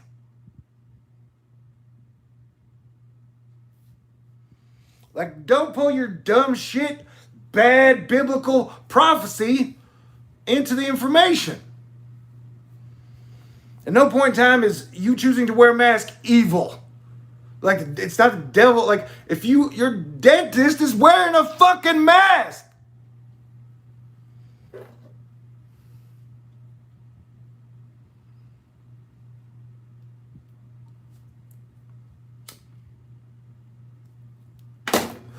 So if you want to do what you're going to do, you're going to play your defense your way. But I'm just letting you know my feeling.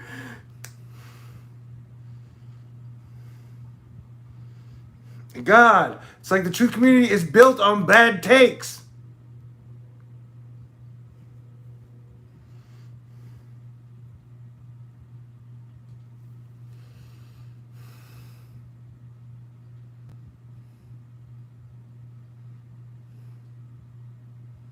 That's why I would love to see an interview between Dave Portnoy, Barstool Sports, and Richie from Boston. Because Richie from Boston spent 8 months convincing everyone that it was absolutely, without a doubt, a hoax and didn't exist in any way, shape, or form. And Dave Portnoy just got it. And he's 43, so he should survive. But he definitely, I would guess, would be like, it was one of the most horrible flu disease experiences I've ever been through.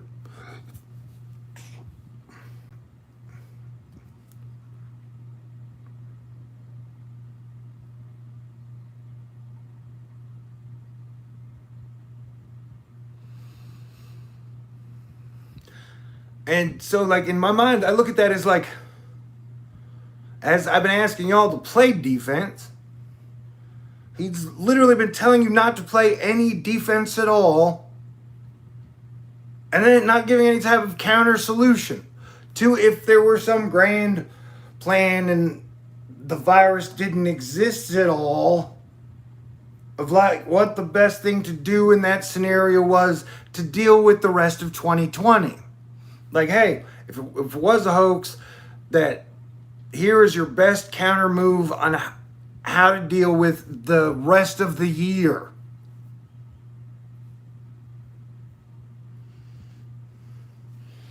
That it's like the pants gnomes, where most of the bad takers only give you step A.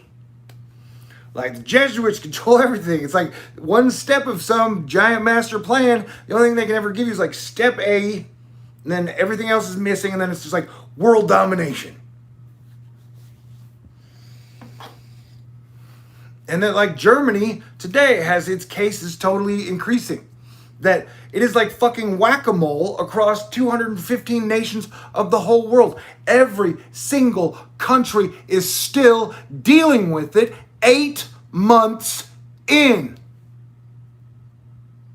That the idea that you would keep up some type of giant 215 country elaborate hoax while China is super flooding, while India is super flooding, while we have our West Coast totally on fire, and somehow there's some interconnecting group working through all doctors and everybody trying to prop up a false narrative for 8 straight months.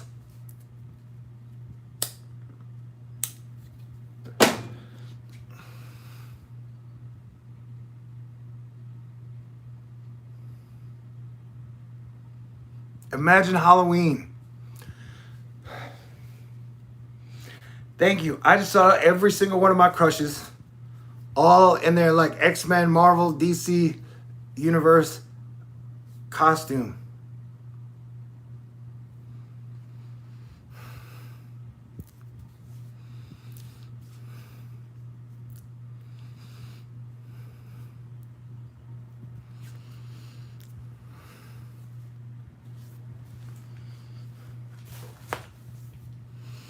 And I mean,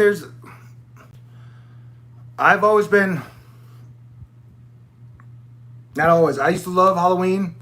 And then over the last decade, I've definitely become more aware of the like Devil's Night period, to where it does seem like there's some really weird dark night that happens before Halloween, not on Halloween, but it's like the days leading up, where shit just gets really creepy in ways that I do not enjoy in any way. Yeah, I mean,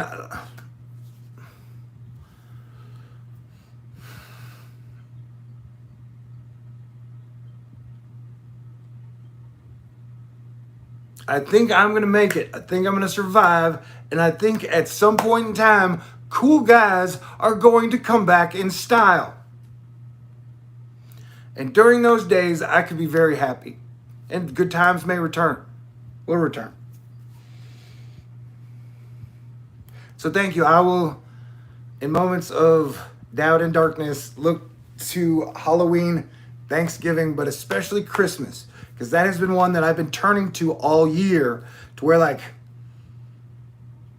I have to remember that I'm going to survive till Christmas.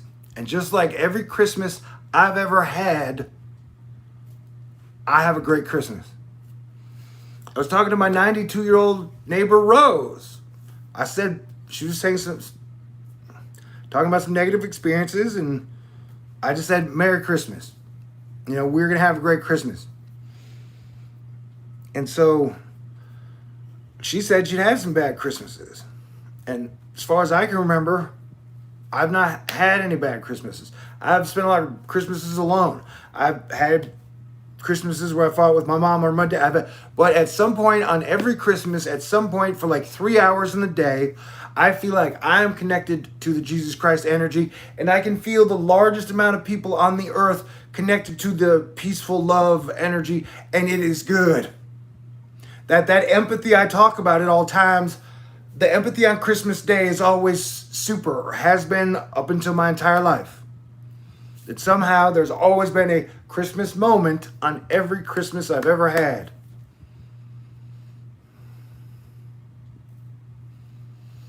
And so I've been looking towards 2020 Christmas for a long time.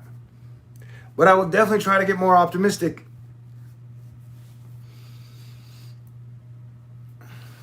Because I do think, at least for me personally, I could be totally wrong, things will improve for me personally when Mars goes retrograde.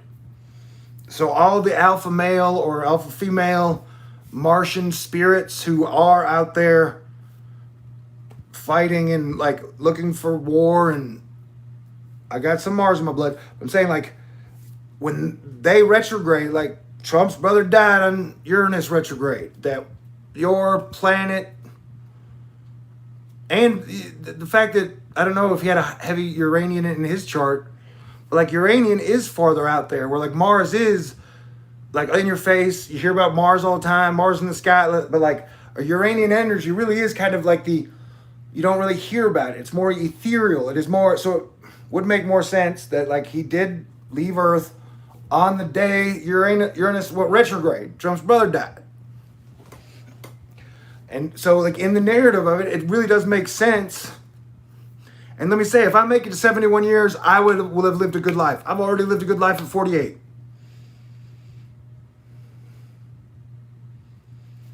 And so that like, I do feel that like my core planet is Jupiter and Venus. So, but Jupiter, me and Jupiter have been like, and so that like you have spirit animals, whatever your spirit planet is, all the people who have always, I think, the Mars people, and we've had Mars shoved down our throat for 20 years. You know, like science was super kick ass for like until like 99, 97, and then it was just Mars. And so like Mars has kind of dominated the last 20 years of Earth. And that it has been Mars season, and I definitely think that the Mars season people do not want to give up power in any way, shape, or form. Where it's just like, if everybody gets to wear a crown for their season, they're like, hey, no, I want to wear the crown forever. Like, I want 3 presidential terms. I want 5 presidential. Like, I don't want there to be any seasons. I just want there to be my season. And so I've definitely gotten a heavy Mars vibe from that for a couple years now, since 2015. So I think when Mars goes retrograde, in many ways it'll be bad, because those linked Martian spirit people will do twice or 3 times or 4 times as much as they were willing to do before, just to keep the power they had, which will make them extremely dangerous to others and themselves. But I think that ultimately that will help me, because like launching any types of attack during a Martian retrograde is just not optimal. Smart. It's not the wisest.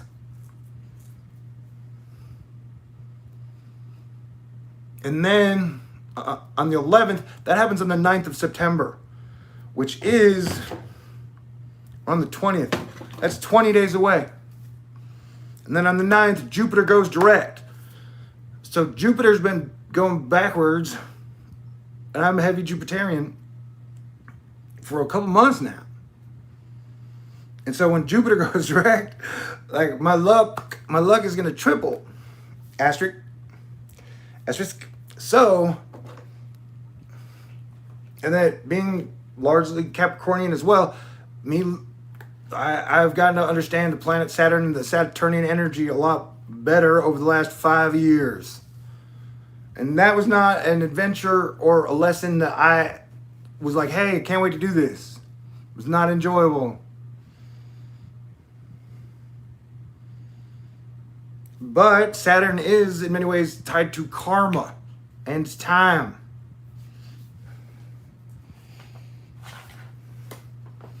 And so I think when Saturn goes forward direct on the 28th,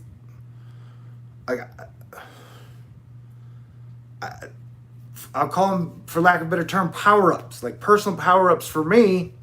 Seems like I got one coming on the 9th, one coming on the 11th, one coming on the 28th. And then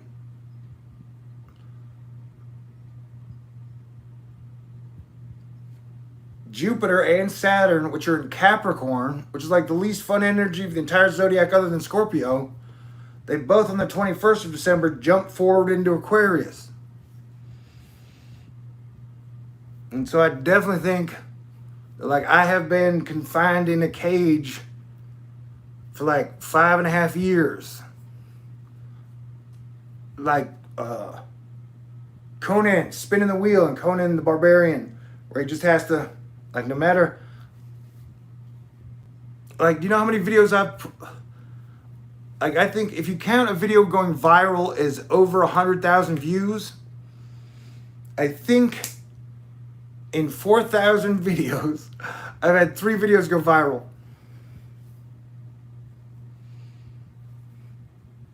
I'm not that, I mean, views has never been my thing, but like, it would have been an interesting and fun part of the game to where if I made a good video that there was a chance a lot of people could see it.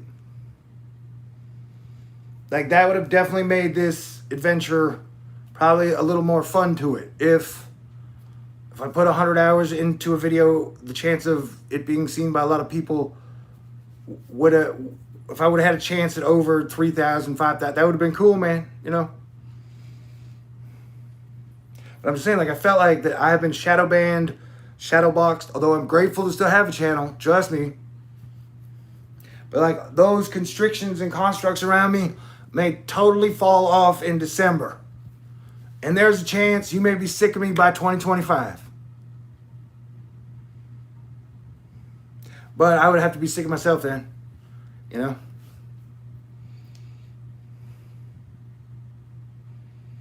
So I'm just saying that I guess I will do my best to get my sense of humor back, embrace my optimism more, even though I do think the next 50 days are going to be super, super rough. And it is like we have Lilith as some angry at human being spirit, and then we got Eris as some angry at human being spirit, and then we got part of Mars that's like angry at human being spirit, and we got part of Pluto that is angry at human being spirit.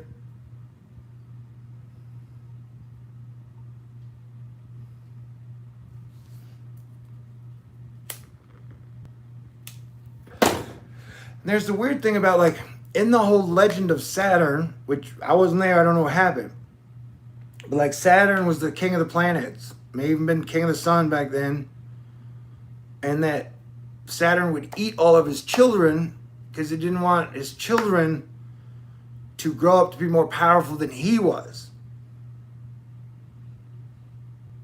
And then one of his wives, or his wife, hit a child, replaced it with a stone or something, and that child was born and grew up, and that was Zeus, Jupiter.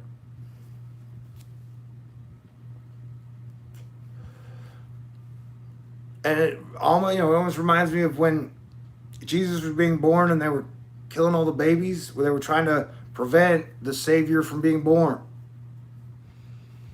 I don't want to freak anybody out because I mixed in Jesus with Jupiter and Saturn. I'm just saying it has always helped me more to understand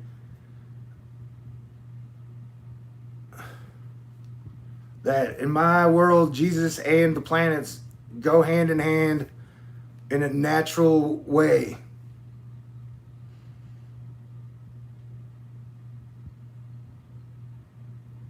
And especially like the stars led the wise men to him.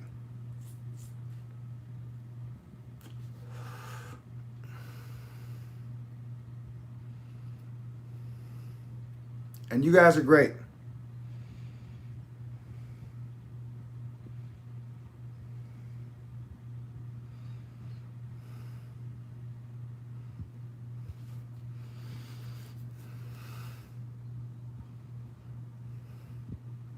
So I feel like Team Earth, Team Venus, Team Jupiter, Team Ceres, and that Saturn is like that one uncle, but Saturn's still my uncle.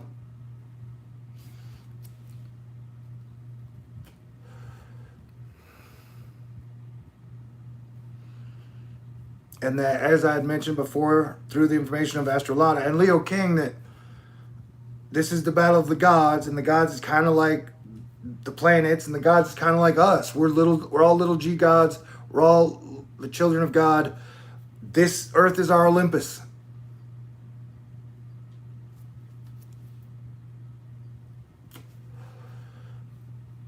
And that we can look back to Mars, and it definitely looks like they screwed up Mars. And when I said that, it was 11:11. Wait, 1111. 111 minutes and 11 seconds. But some, like the Hopi group, 5 or 3 fucked it up. Not the Hopi though. On Mars a while back. They're like the biggest volcano. Olympus Mons is on Mars.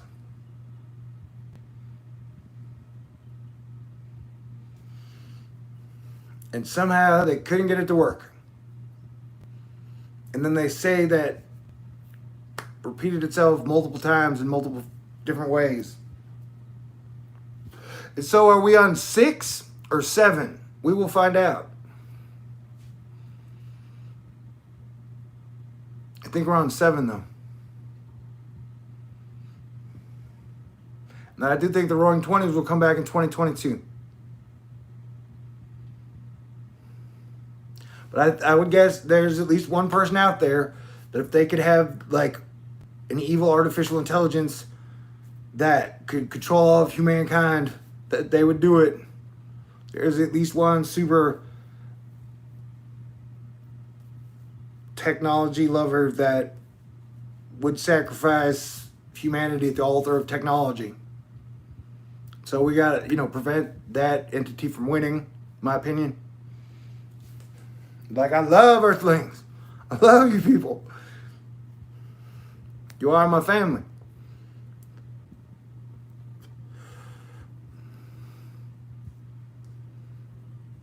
And when we get along, we know how to have good times and be good people.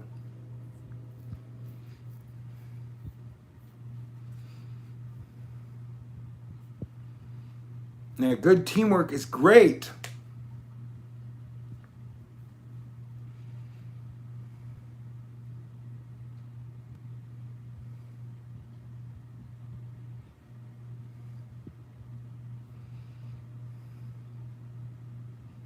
But if I do somehow not make it through 2020, I did my best. And I'm mildly surprised every day that I even helped get myself and us this far. Like 8 months at the very beginning of the video, when someone told me I should recharge my batteries, Mia, they're like, I would like to, but I feel like I've been going full thrust, full throttle since the Christmas eclipse.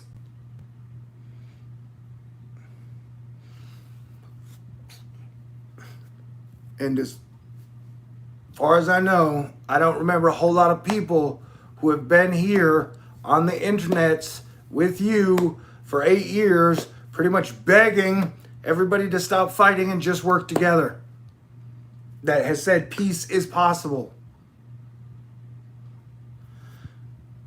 And that I see no scripture in the Bible, and definitely not from anything Jesus Christ said, that would make me turn my back on making sure my fellow Earthlings have food, have a place to sleep, have electricity,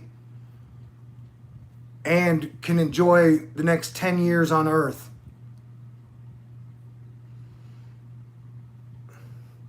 that there is nothing in my Christian spirit that tells me to give up on myself or my people. No matter what may come our way. Even if aliens and demons and dimensional portals open up, I'm going to still do my best to have your back. That's a pretty cool feeling. Like I said, when I threw up earlier, when I saw what was at the end of all the noodles that was red, I didn't know what it was. And I've had that emotion a couple of times. Like if somehow today was my day to tap out, man, I gave it my all. And it got harder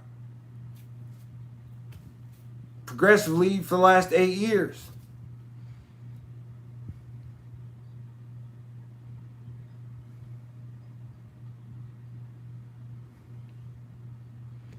The whole, hey, I got an idea, let's just stop fighting.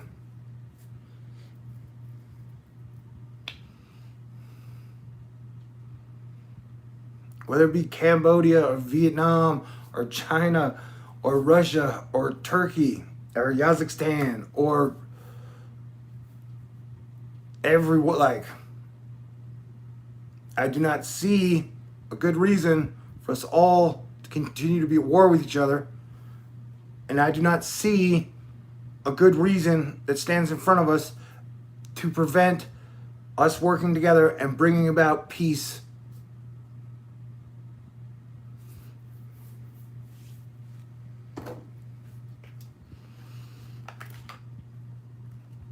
I mean, the words that have affected me the most in my life came from Jesus that said, the peacekeepers are the children of God.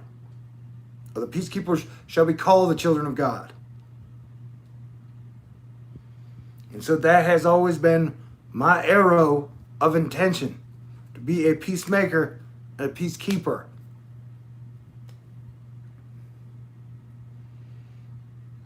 And even in whatever petty conflicts I have had in the truth community or anywhere, that this deep in 2020, it has never felt sillier to be fighting against someone than now. Like, dude, the whole fucking world is falling apart. If we cannot come up with a reason now to work together, then we may be in trouble.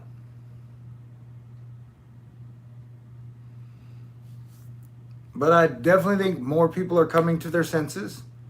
And I definitely think September is going to make more people come to their senses.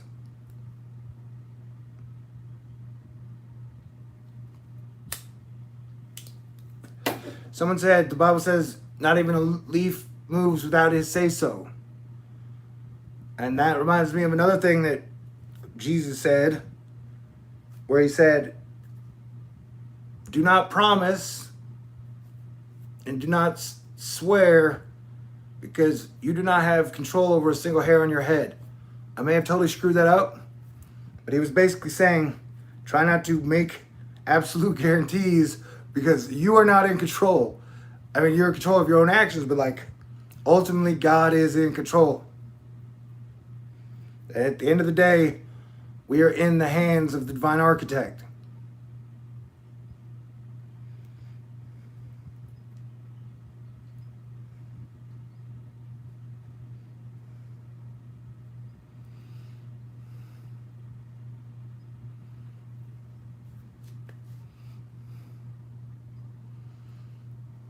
And I definitely believe by trying to protect other people, by trying to care about and love other people, that brings me more protection, that brings me more care, and that brings me more love. And I don't think that's the reason I'm doing it. It was like I said, it felt like it was a natural state.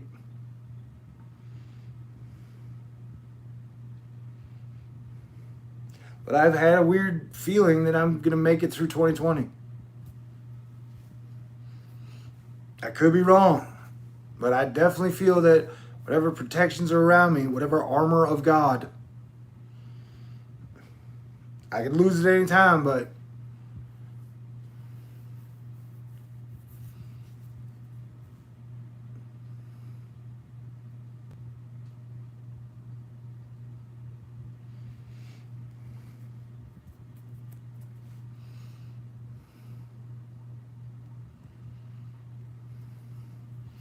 I feel protected by the love of others. And that includes hopefully God, Jesus Christ, the sun, the moon, the planets, and the stars. Because I have said, dude, I think the sun is listening. I think the moon is listening. I think the planets and the stars are listening. So when you go out there and you talk or you sing to the stars or the moon, the sun, the planets, they hear you. They feel that. One of the most natural things from humans to recorded history has been people singing to the moon.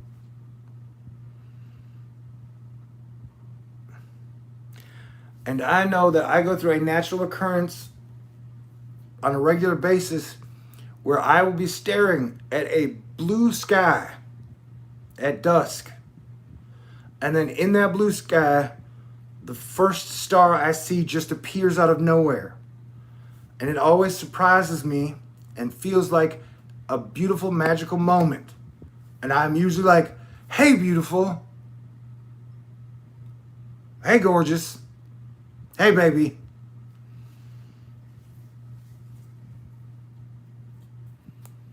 And so just like dogs or cats, I guess if I was comparing stars and planets to dogs and cats, like, yeah, they, whatever energy and emotion you have put their way, they pick that shit up. So I think that the heavens around me, like the fact that I'm here, could be wrong. If I die tomorrow, you can make a video and say, he was totally wrong. You can even splice it together.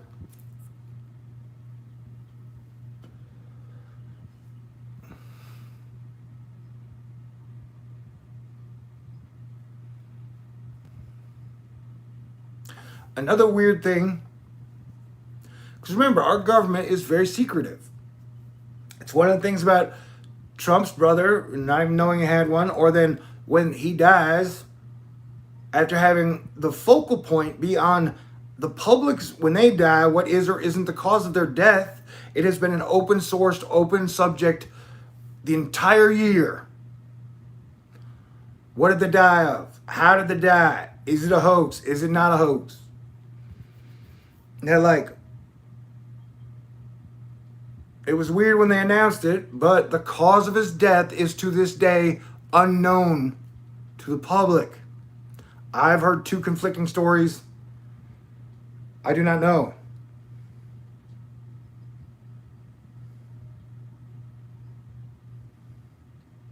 But I have a theory that since the pandemic and lockdown has started, that we may have lost more Congress people than we have been told.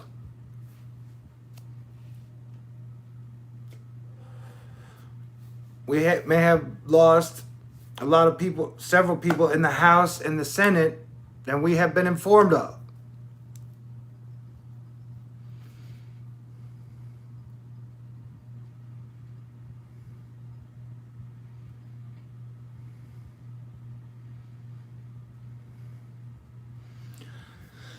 And that, so whatever truths have been being covered up that have happened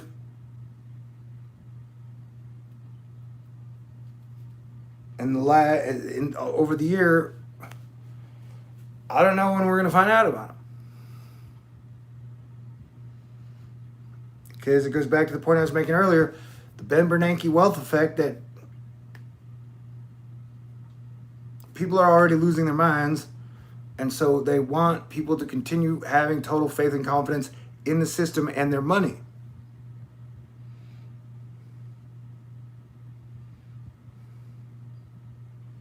And so if like even 5 to 10 senators or House people had died more than we've been told of, that would have definitely changed the entire or large portion of how we looked at it. And so all that I'm just saying is that, like, I've had that theory for months now, and I've explained it a couple times. And so I think the fact that Trump's brother died and that they're like top secret.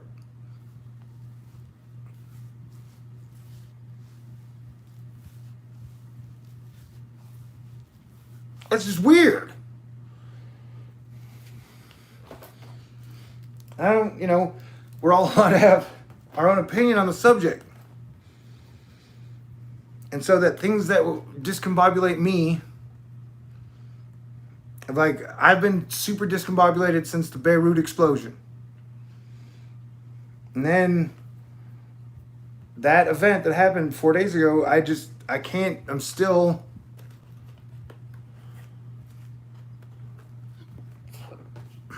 and nobody's talking about it. No one is. I'm sure I probably shouldn't be talking about it, but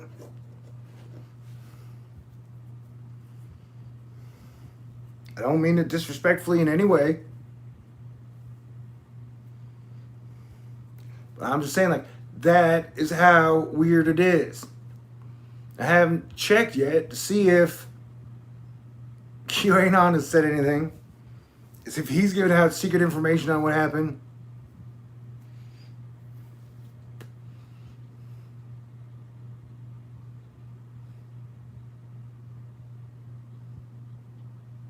And that's another thing about Q.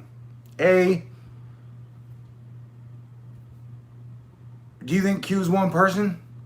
B, do you think we're still on the original Q? I can see if Q was gone, no one would ever know.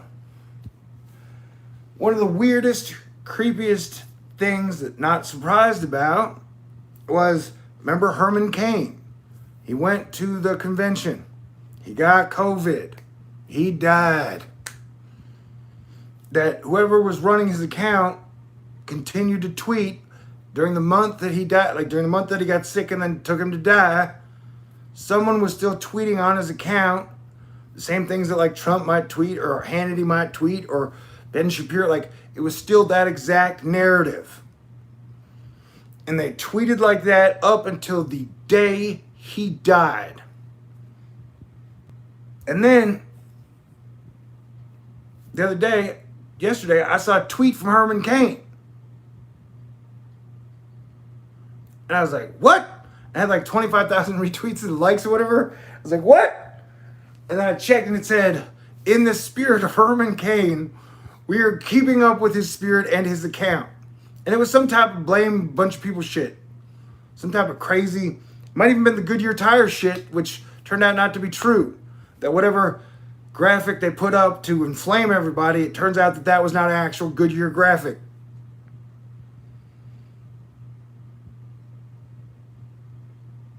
And so they used a dead man's account to sell a false idea. And that's where we're at. It's kind of like the whole, like although at this point it does seem like America's still doing better in the freedom state than like Russia. Because, I mean, Biden hasn't died and Trump hasn't died and the actual guy who was trying to run against Putin died.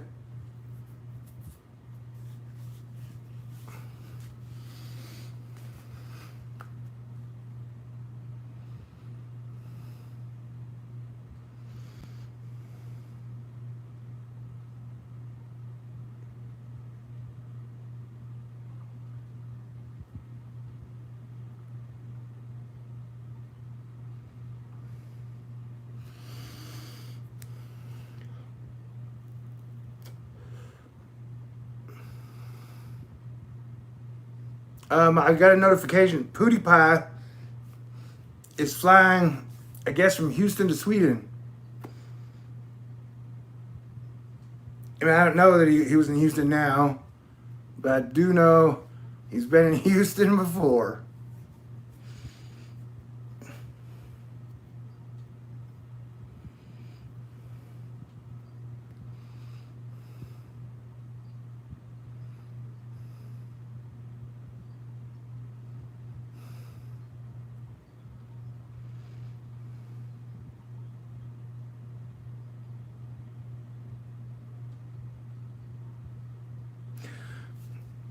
You know what was weird?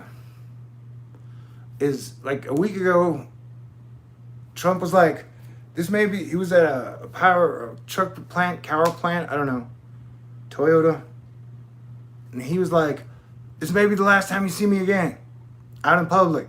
There are people who do not like me. Or said something like that. I thought that was weird. But then he's been going out in public a whole lot more since then. But I just have this weird thought. Let's go back to science fiction or The Simpsons, or like in some weird way or fashion, there's always the chance that whoever the president was, that they can just offer up a deep fake president. Like if a president had died, that they're just going to give you a deep fake video of him that everyone believes is him, and it's just digital ones and zeros, man. This timeline is so fucking crazy.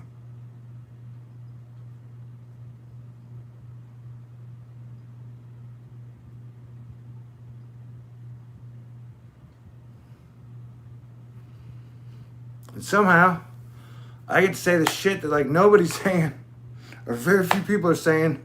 I'm still here. I appreciate that.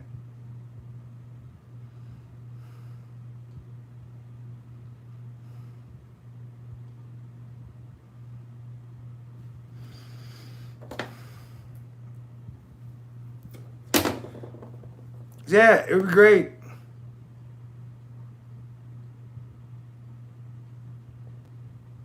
If Biden and Trump and Congress were like, hey, we got an idea. For the rest of 2020 and the rest of 2021, all Americans get UBI, Universal Basic Income. And then we'll refigure it out from there. And that both parties decided on it equally.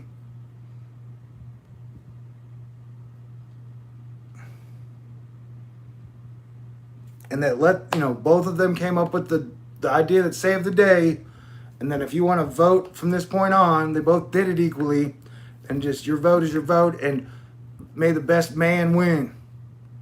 And let's count all the votes fairly. And whoever wins, wins. And we're going to do the best we can with that president. That is what I would want, dude.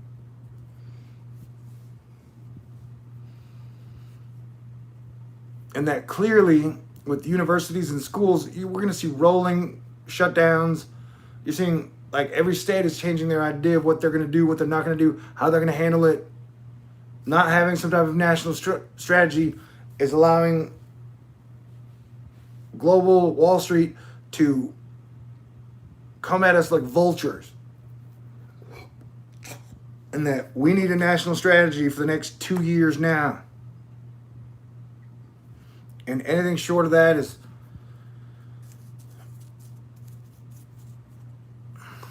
something short of that.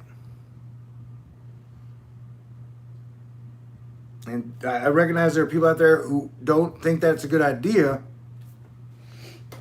But then, so like, what is the idea? To have rolling lockdown, city-state shutdowns for the next 2 years? And keep up the food supply chain, and keep up people's spirits, and prevent mass homelessness and evictions, and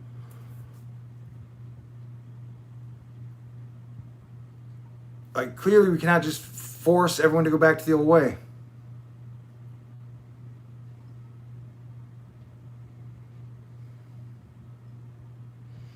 So yeah, I don't know, UBI, peace treaty, healthcare.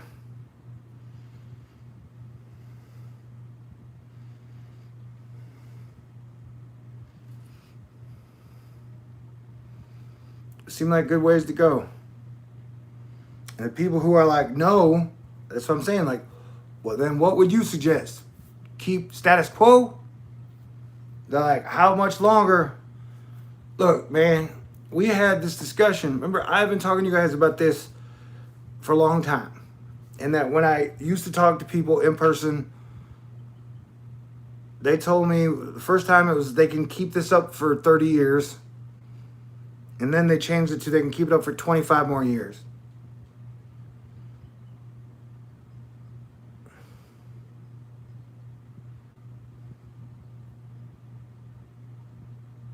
And the first estimate I got from a guy from Raytheon.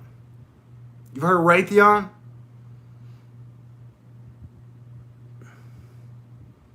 One of the head Raytheon dudes. He was like, we can keep up the Mars system for 30 more years. I was like, well, I don't know about that. And then the next update I got, not from him, but someone of the same caliber, said like 25 years. And that was like 2 years ago. And so we've already, like, the old system is totally gone. So two very intelligent, very powerful men I looked eye to eye into had both given me projections that were 20 or 30 years that they could keep up the system we had in 2019. I think they told me that in 2017 and 2018 or 2019. And they looked me in the eye with all their knowledge and said, we can keep doing the 2019 system for 25 or 30 more years. Well, that didn't happen, dude. And at the time I was like, no, you can't. No, it's not possible. No, it's not possible. So here we are. And I love you. And we're all still keeping it together.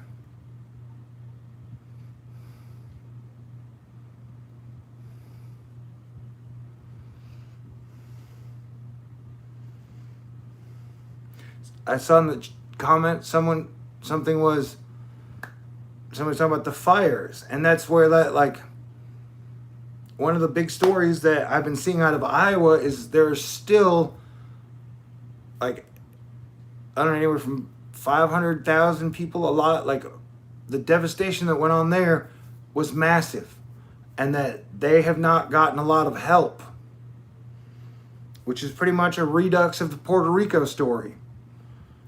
And then so the wildfire story, after we haven't been tending to our garden and working on reinforcing civilization, that like, it seems like it's gonna be a bad scene. It's gonna be real bad scene there, dude. And that, you know, that the people who've been telling everybody to get to work, like, let's say Kanye West, anytime Kanye West tweets or does a video, he's in some moon base in Wyoming on 1,000 acres.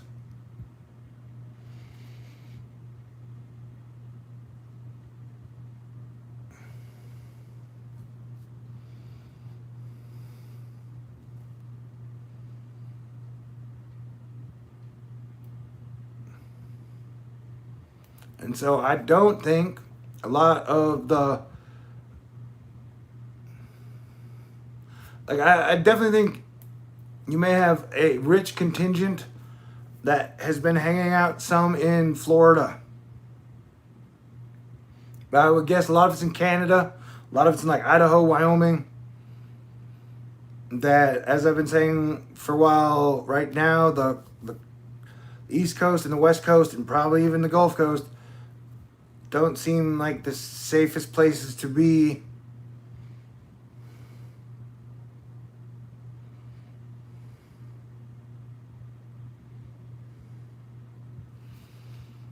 And that, like, I watch on the internet, and even from our president, where when California does have power outages, the president or some Republicans, conservatives, will be like, you guys suck. See, liberals, you guys suck. Your power, you suck. That's why you have no power, because you guys all suck. And that's not the reason our power grid sucks, bro. Like, the power companies and groups have always been in charge of the power grid, so the failing power grid in California is not a failure of California, it is a failure of our national power grid strategy.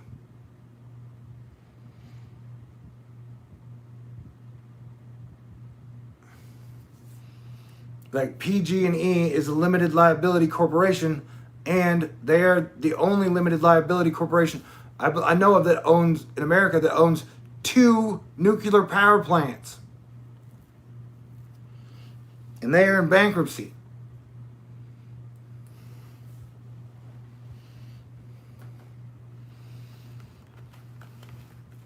And I spent a lot of time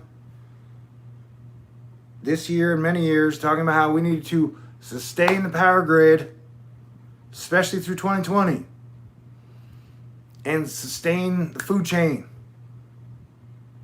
Like, as Planetary Defense Commander, or if I was your Commander-in-Chief,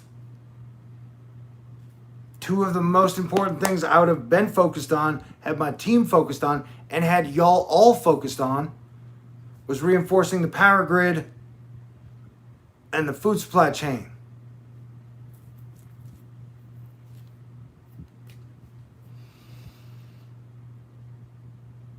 And that is not happening. And please remember,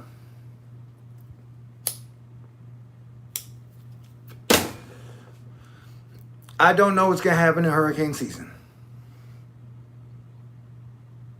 And that we are going to be dealing with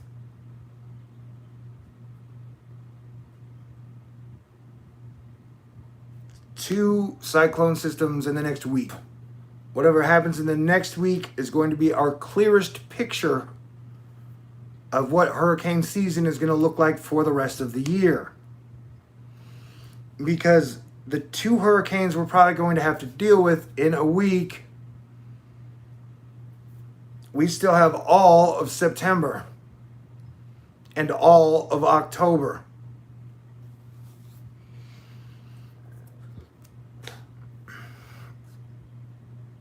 And so if somehow we see a Cat 3, Cat 4, or Cat 5 this week hitting the United States of America, then hurricane season is probably going to be very bad. Now, if we get hit with two Cat 1s or a tropical storm and a low Cat 2, I would take that as a good sign.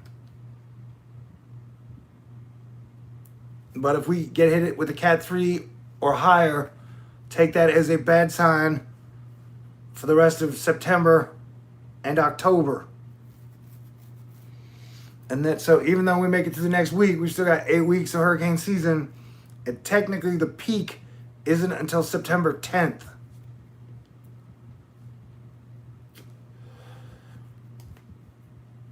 And so I could easily see, even after this next week, we could have 4 more. That would seem like a logical choice. That about 2 weeks ago, we had 3 hurricanes for Hawaii, Texas, and the northeast coast. And that this week, we will be dealing with 2 possible hurricanes or tropical systems. And that so over the next 2 months, seeing 4 more hurricanes of that variety, anywhere from 4 to 6, would be super logical.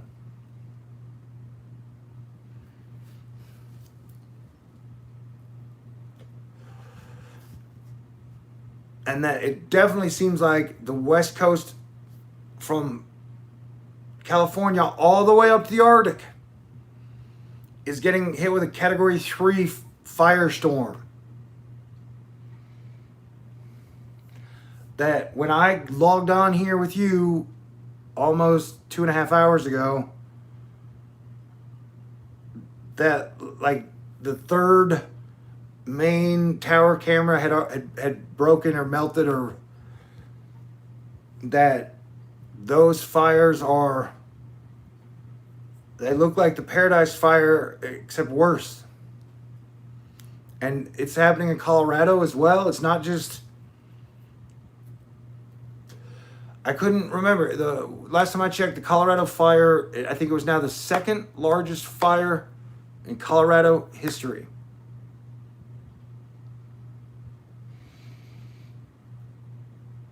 And someone is saying that they are sleepy.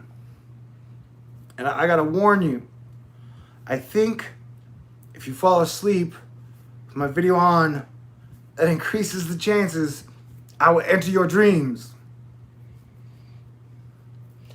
And I definitely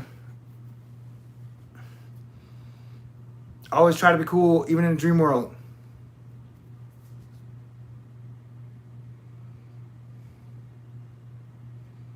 Though I did have a weird dream like 10 days ago about Billie Eilish. We made out in like 100 different places, so much so that at some point, Phineas just got mad. He was like, I'm tired of it. It was a weird dream. It was cool though. It was enjoyable.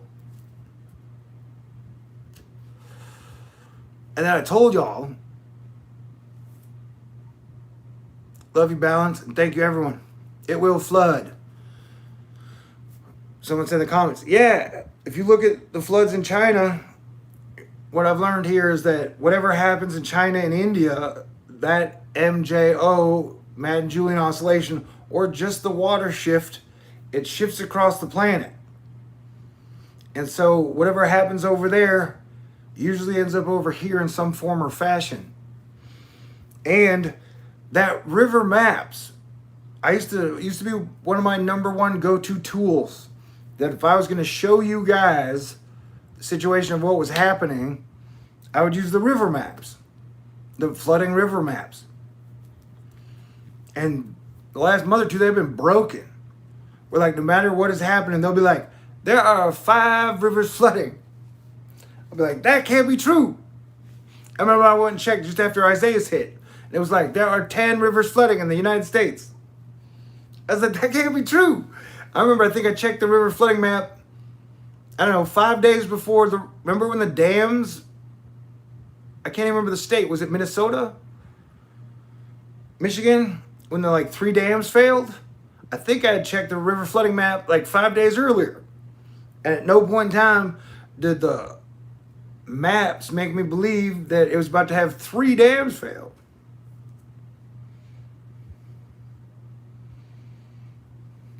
Oh, and all the things that make me doing this weird, it's weird, but like I said, the times I get to go, hey, I got blocked worldwide. That happened on the last 7-hour video. I couldn't believe I talked for 7 hours. But I guess it's not surprising.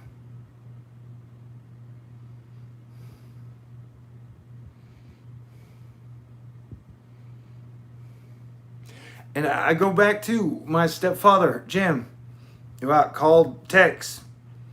Grandkids call him Big Tex. One of the coolest men I knew.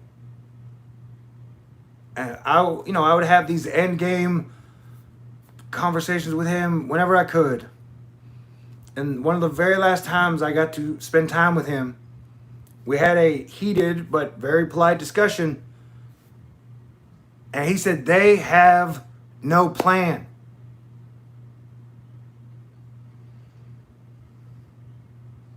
And so like everybody loves to say that like there's, like I said, there's a large group that has some collective plan that they're all best friends, buddies. But I don't think that's the case. And I think that blind greed and old tactics and habits of deceiving everyone is just like, it's kind of like Trump only knows how to do Trump. And so it's the same thing with like the Wall Street only knows how to do Wall Street. Wall Street has never really been great at putting together some master evil plan. They've been good at making money off of Madison Avenue, loans, usury, credit cards, debt obligations, treasuries, bonds, and that other than Albert Pike, nobody's really had, that we know of, has been really great, is like some overarching master plan, and especially one in the face of a grand transition, where it's not like you are earning tons of, you are doing, like all the people that made money now are technically doing a version of something someone had been doing for at least 40 years or 100 years, if not 1,000 years. And so to do any type of major master plan event, like I said, even if it's a Georgia Guidestones, no human being has ever done that before. There are no Georgia Guidestone plan implementer experts out there.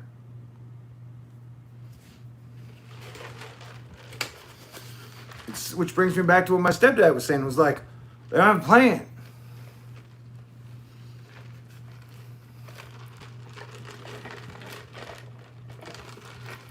And when I did talk to billionaires, they would say, well, just like Kanye, though, like, I've got my ranch, or I've got my land in Oregon, or I've got my place in the Ozarks, or we got a place in Ohio. So if they had a plan, it was just kind of to run to their safe zones when the shit hit the fan.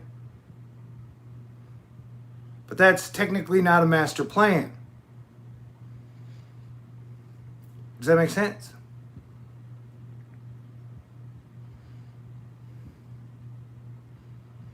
And then, in that scenario, whoever has the best drone armies would fight out the drone army war of Earth to see who was king conqueror of all the people who ran to their safe spots. And that definitely doesn't sound like a good situation.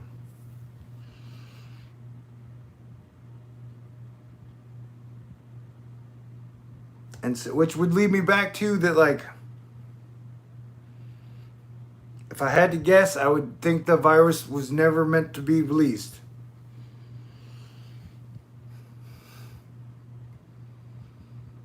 Although, going by the financial thing, if someone had released it, Bill Gates only made 12 billion off of it, whereas Zuckerberg made 45, Elon made 46 billion, and Bezos made 76 billion, and then there was a plan almost instantly in place to get rid of the post office.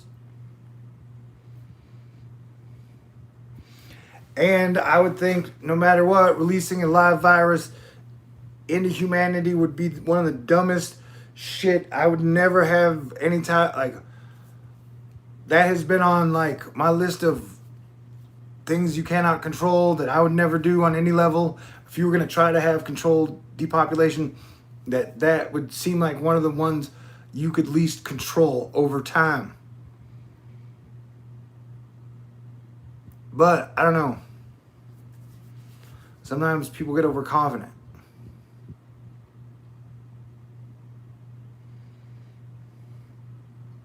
But go back to the other point. Honestly, I hope Elon is not evil. I hope Zuckerberg is not evil. I hope Bezos is not evil. I hope Putin is not evil. I hope Gates is not evil. I hope Larry Ellison is not evil. I hope the people at the Boston Dynamics or Mechanics are not evil. I hope the people at Lockheed Martin are not evil. I hope the people at Raytheon are not evil. I hope the people at Boeing are not evil. I hope whoever's controlling the 10,000 fucking satellites are not evil. No matter what, it is a lot of groups we're dealing with in the here and the now.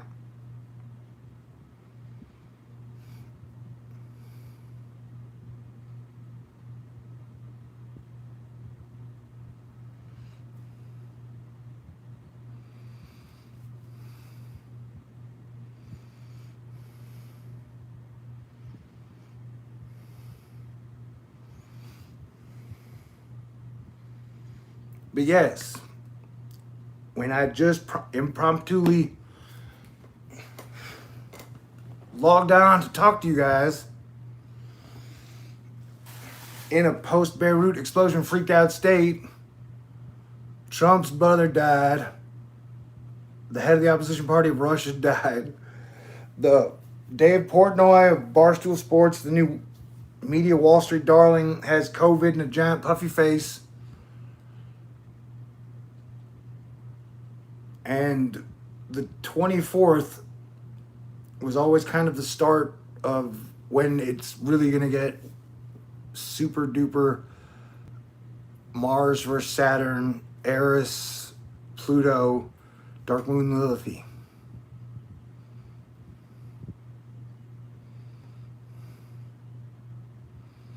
So buckle up.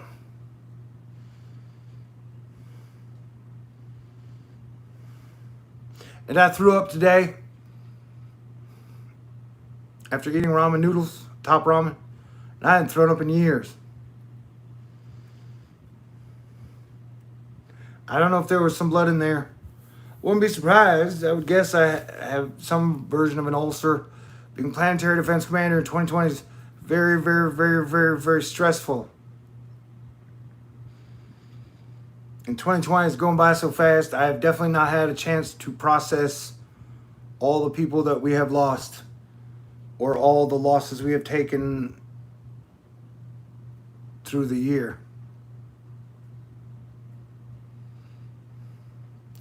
So,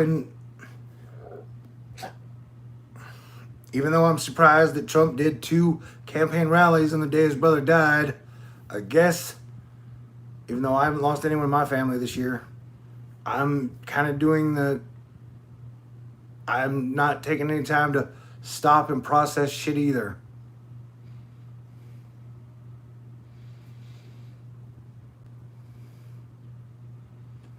And so I do my best to avoid judging other individuals, especially if I don't understand the situation. But from my own perspective,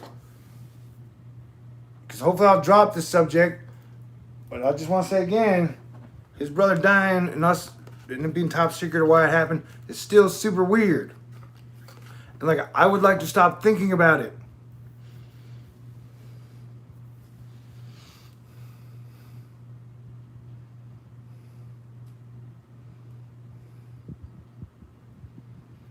And it was still one of the weirdest moments.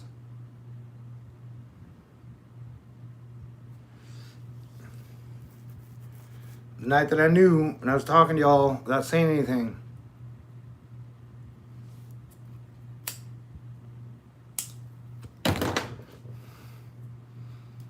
All I could think about was like, I didn't know when they were going to announce it. I didn't know how they were going to announce it. And I didn't know what they were going to say was the cause.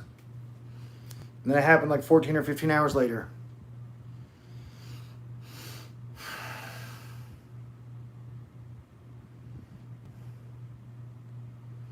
But I do think that, dude, most of the time I give you guys really good information.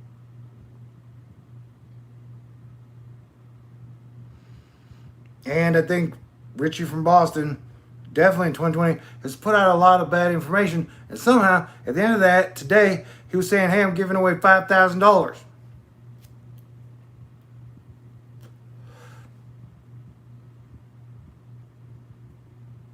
So I'm just confused still how you could spend 8 months telling people that COVID was an absolute total hoax without a doubt, and then have $5,000 as a YouTuber in the end of August that you're giving away.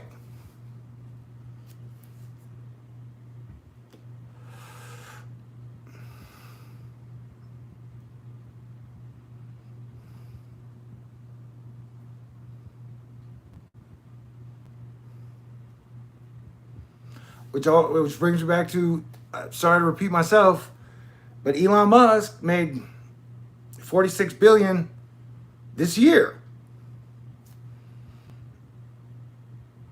He sells cars, so I don't think there's been a large uptick in cars purchased. If you just joined us, my mom said she bought me a used car. I got to pay for it. It's $2,500, but I would get it for a month. That's exciting, but I'm not getting a Tesla. And so I don't know if there's been a giant up 20. Okay, let's say a Tesla, what does it sell? Anywhere from 50,000 to 100,000. Let's say even on a $50,000 car, you get a $20,000 profit. How many $20,000 off a car or $25,000 off a car does it take to make 46 billion? I mean, isn't a billion 1,000 million? And so how many? Okay, 25,000. 4 makes 100,000.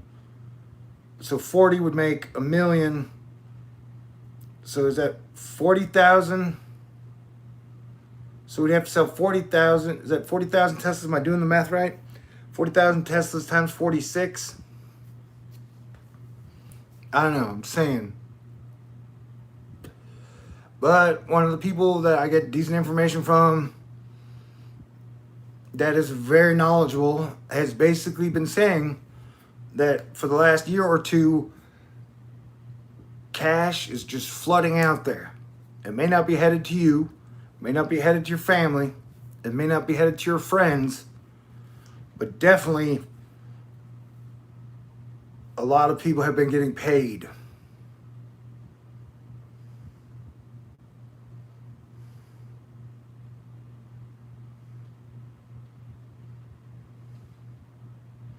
Think about it. Zuckerberg this year made 46, 45 billion from extra Facebook ads. You know, I've never really understood how the Facebook model works anyway.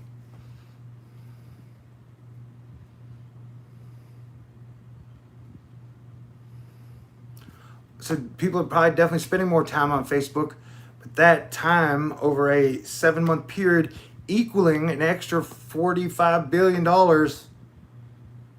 it's hard for me to understand.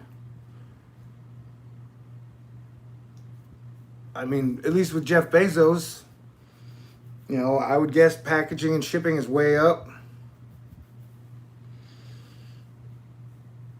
And if I'm not mistaken, I think Bezos is putting up his own 1,000 satellites. That it would seem that the kind of like global Dyson Sphere level 1 satellite business is booming.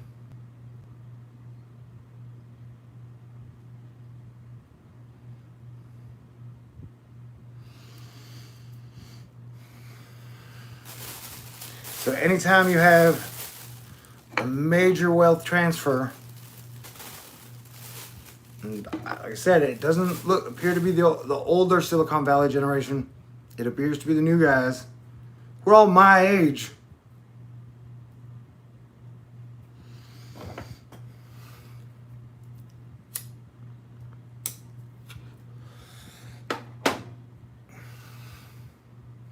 Larry Page, Google. Although, I think Google's better about keeping its finances out of the public eye.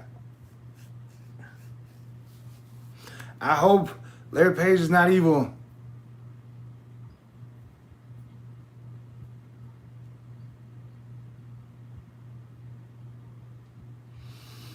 Okay, so yeah, I really do think like when I'm here talking to you, we have like, this is as close as I get to human contact or human hanging out. And someone in the comments, it was Doc Savage, said that, yes, by having a bad diet, listening to bad music, I've ended up isolated and deranged. Isolation is like, dude, I've been playing defense for 2 years, super hardcore. So I'm still here. And I don't think I'm deranged in any way, shape, or form. I mean, my spirits are about as high as they can be under all the circumstances. And that, whether correct or not, I think I have done a super duper fantastic job.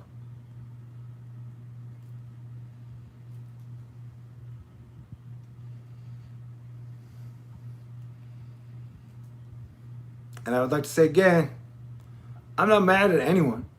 I don't blame anybody. And I don't hate a soul.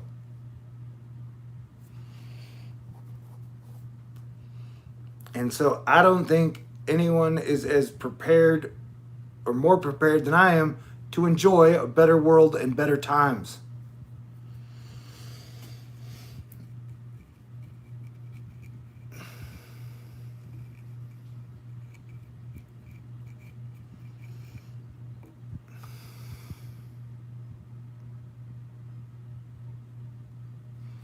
Somebody said to dump the ramen, and I don't know if you heard earlier, my mom contacted me like 10 days ago and was like, I found a used car. It's $2,500.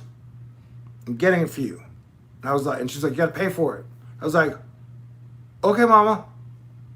You don't get it for like, although I didn't, that was all I heard. And so then I went like 10 days without hearing anything else from her. And I talked to her this morning or yesterday morning. And so for those 10 days, even in my own way, even though I'm still chain smoking, I've been trying to save money as best I can because I don't have money to pay for the car. That I don't want mom mad at me.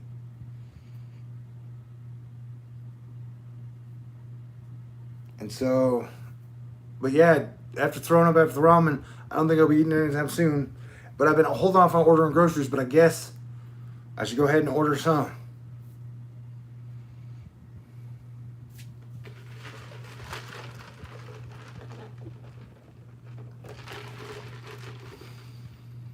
But if we all need things to look forward to, when I do get my car in a month, I can't wait to live stream from the beach.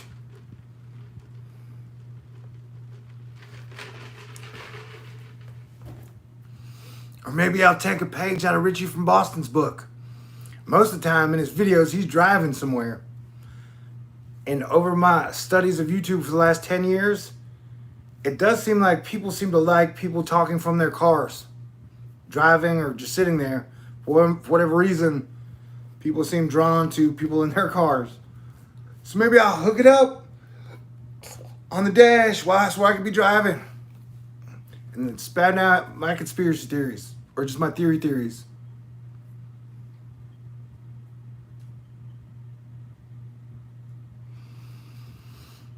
Well, my car that I had before this, the Batmobile Spirit, my 2003 Mustang that I had for forever, bad guys got it. Like it was under attack.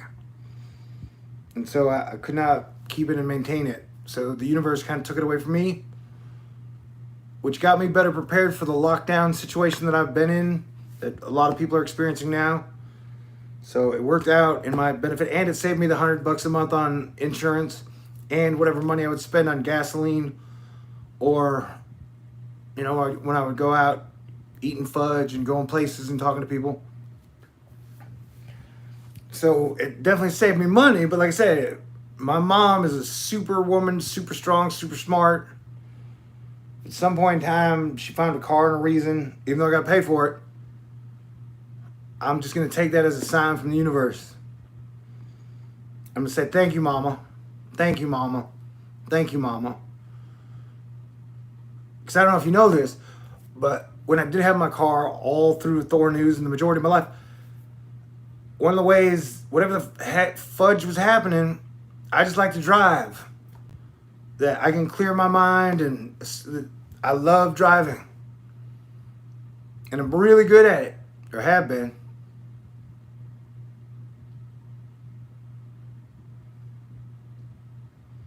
No DUIs, no major wrecks. I've avoided like 100 wrecks, like this close, where some dumbass was doing some dumb shit or some crazy shit happened on the highway, and somehow it didn't hit me or my baby, my car. So I've survived without a car, and I've been grateful, but I'm happy that I'll be getting one, I hope. One more cigarette and I'll try and wrap it up.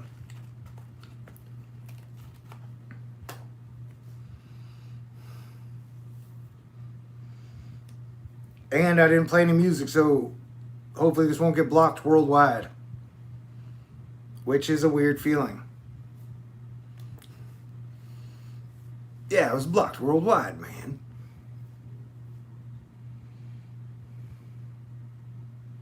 And you know what I would like, and I'll try to do it again. I would like to make an edited video with a lot of my catchphrases that has a heroic spirit and at least 1 or 2 or 3 laughs in it.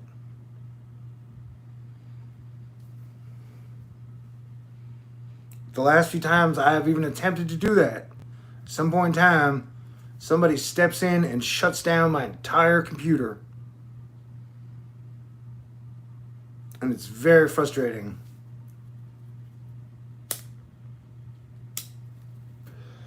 Because, man, with Hollywood shut down and the coast shut down, there's not a lot of new programming out there that's going to put smiles on people's faces and be movie quality infotainment.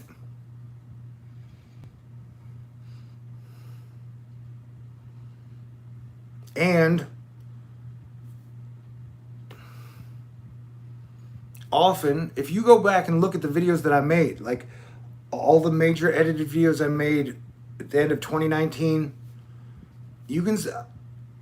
I, in my own way, predicted a lot of things that would happen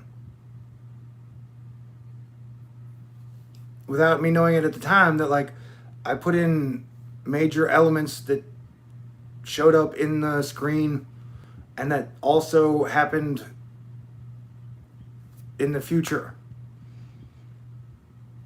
And that when I am in such a good mood and I can make those videos, that just by rewatching a video where I was on that high of a spirit and mood, that I pick up myself. It's like a letter to myself from the past, reminding me who I am and that better times will return.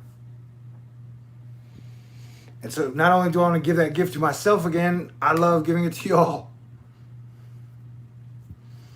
I would like to think over the last 7 years, I've definitely made about at least 10 videos where you watch it and was like, wow, that was cool.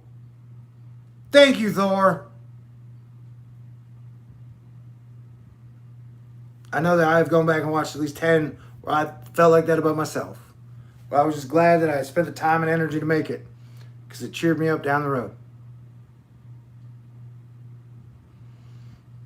Remember, people's minds can shift and change, and that is okay.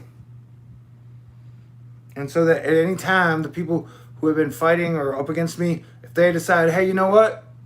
Thor's cool. It's better to have him around. And if they just want to give up whatever rivalry or fight, I'm super cool with that.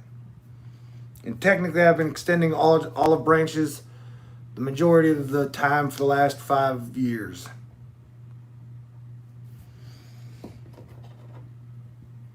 Because I ain't mad at any of y'all. I hate any of y'all. And the very majority of y'all seem mortal. I don't mean that disrespectfully.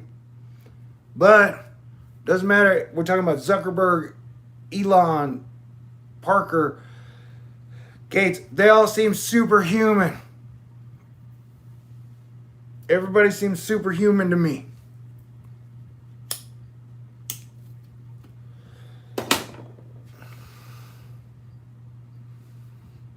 And forgiveness and understanding a situation in a new light is one of the greatest things about being human.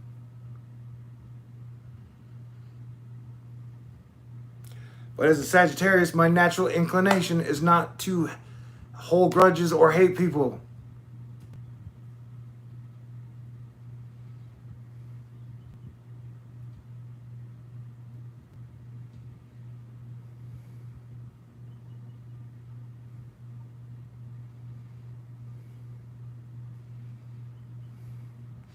Like, I'm under the impression that definitely over the last 5 years, they've probably, through super chat, views, all that, they've stolen over $10,000 of that money. Well, shit, I could have had a girlfriend, children, nice car.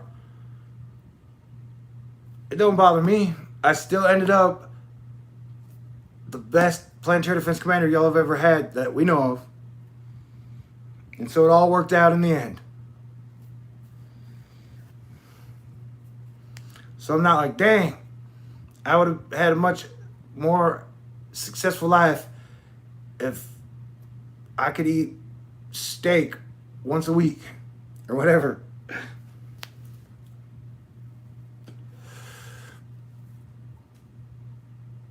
Because like I said, I think better times are going to return. And I think good guys shall be in fashion again. And when that happens, I'm going to have some fun days ahead of me.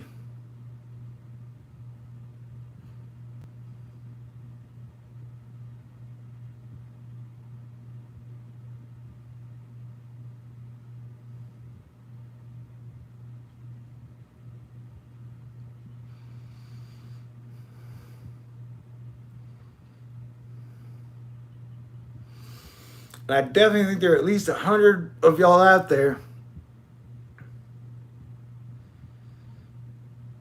and more that if we all just kind of sat and hung out in the same room, even if we all stayed quiet for like 5 minutes, for that 5 minutes, it would feel really cool. To just know we're all there together in the same room and that we had been through a lot of the shit over the last 8 years together. And we made it. Although I will not be drinking any type of Stoli potato pineapple drink. You know?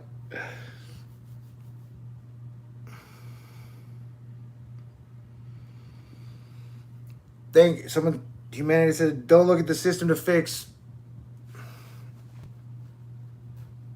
what they broke or something. But I agree with you, and I get what you were saying.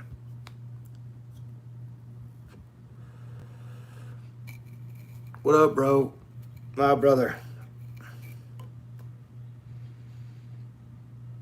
But along that same lines that is the belief in God and the world around us, that somehow civilization has continued to progress forward. And that, so for the next 50 days, in the chalkboard in my mind, I don't know specifically how we're going to make it and survive, but I still believe we're going to make it and we're going to survive, and that good times await us in 2022.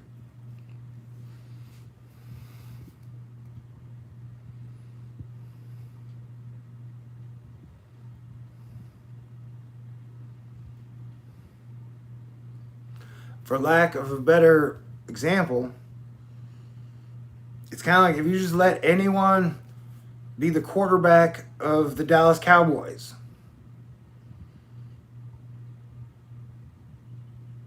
That not everyone is prepared and ready to be the quarterback of the Dallas Cowboys. But at some point in time, they may talk themselves into the job or get themselves into the position to be way over their heads.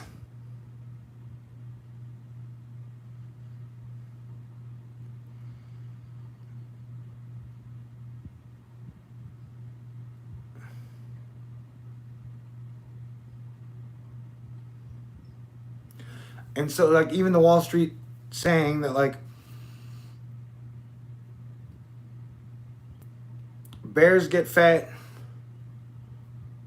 bulls get fat, pigs get slaughtered.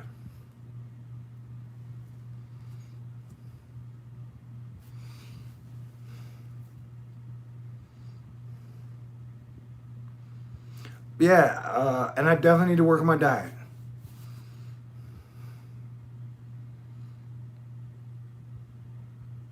Lockdown cuisine is not always the most healthy. And I want to get to the point where I can be super duper awesomely, amazingly handsome again. If that's possible. Okay, I love you guys. Thank you for being here with me the whole time and now.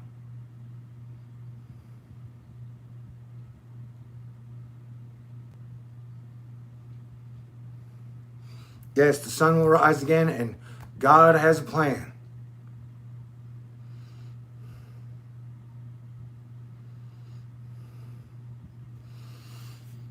And so I will do my best to maintain grace and patience over the next 50 days while playing maximum defense. And I suggest you do the same. And if you can do anything to stabilize your town, your community, your family, your state, or to help people stay cool or laugh, I recommend you do it, because we need all the help we can get. I love y'all. Thank you. Thank you. Thank you. And I will talk to y'all in the near future. God bless everyone. Merry Christmas and a happy Halloween.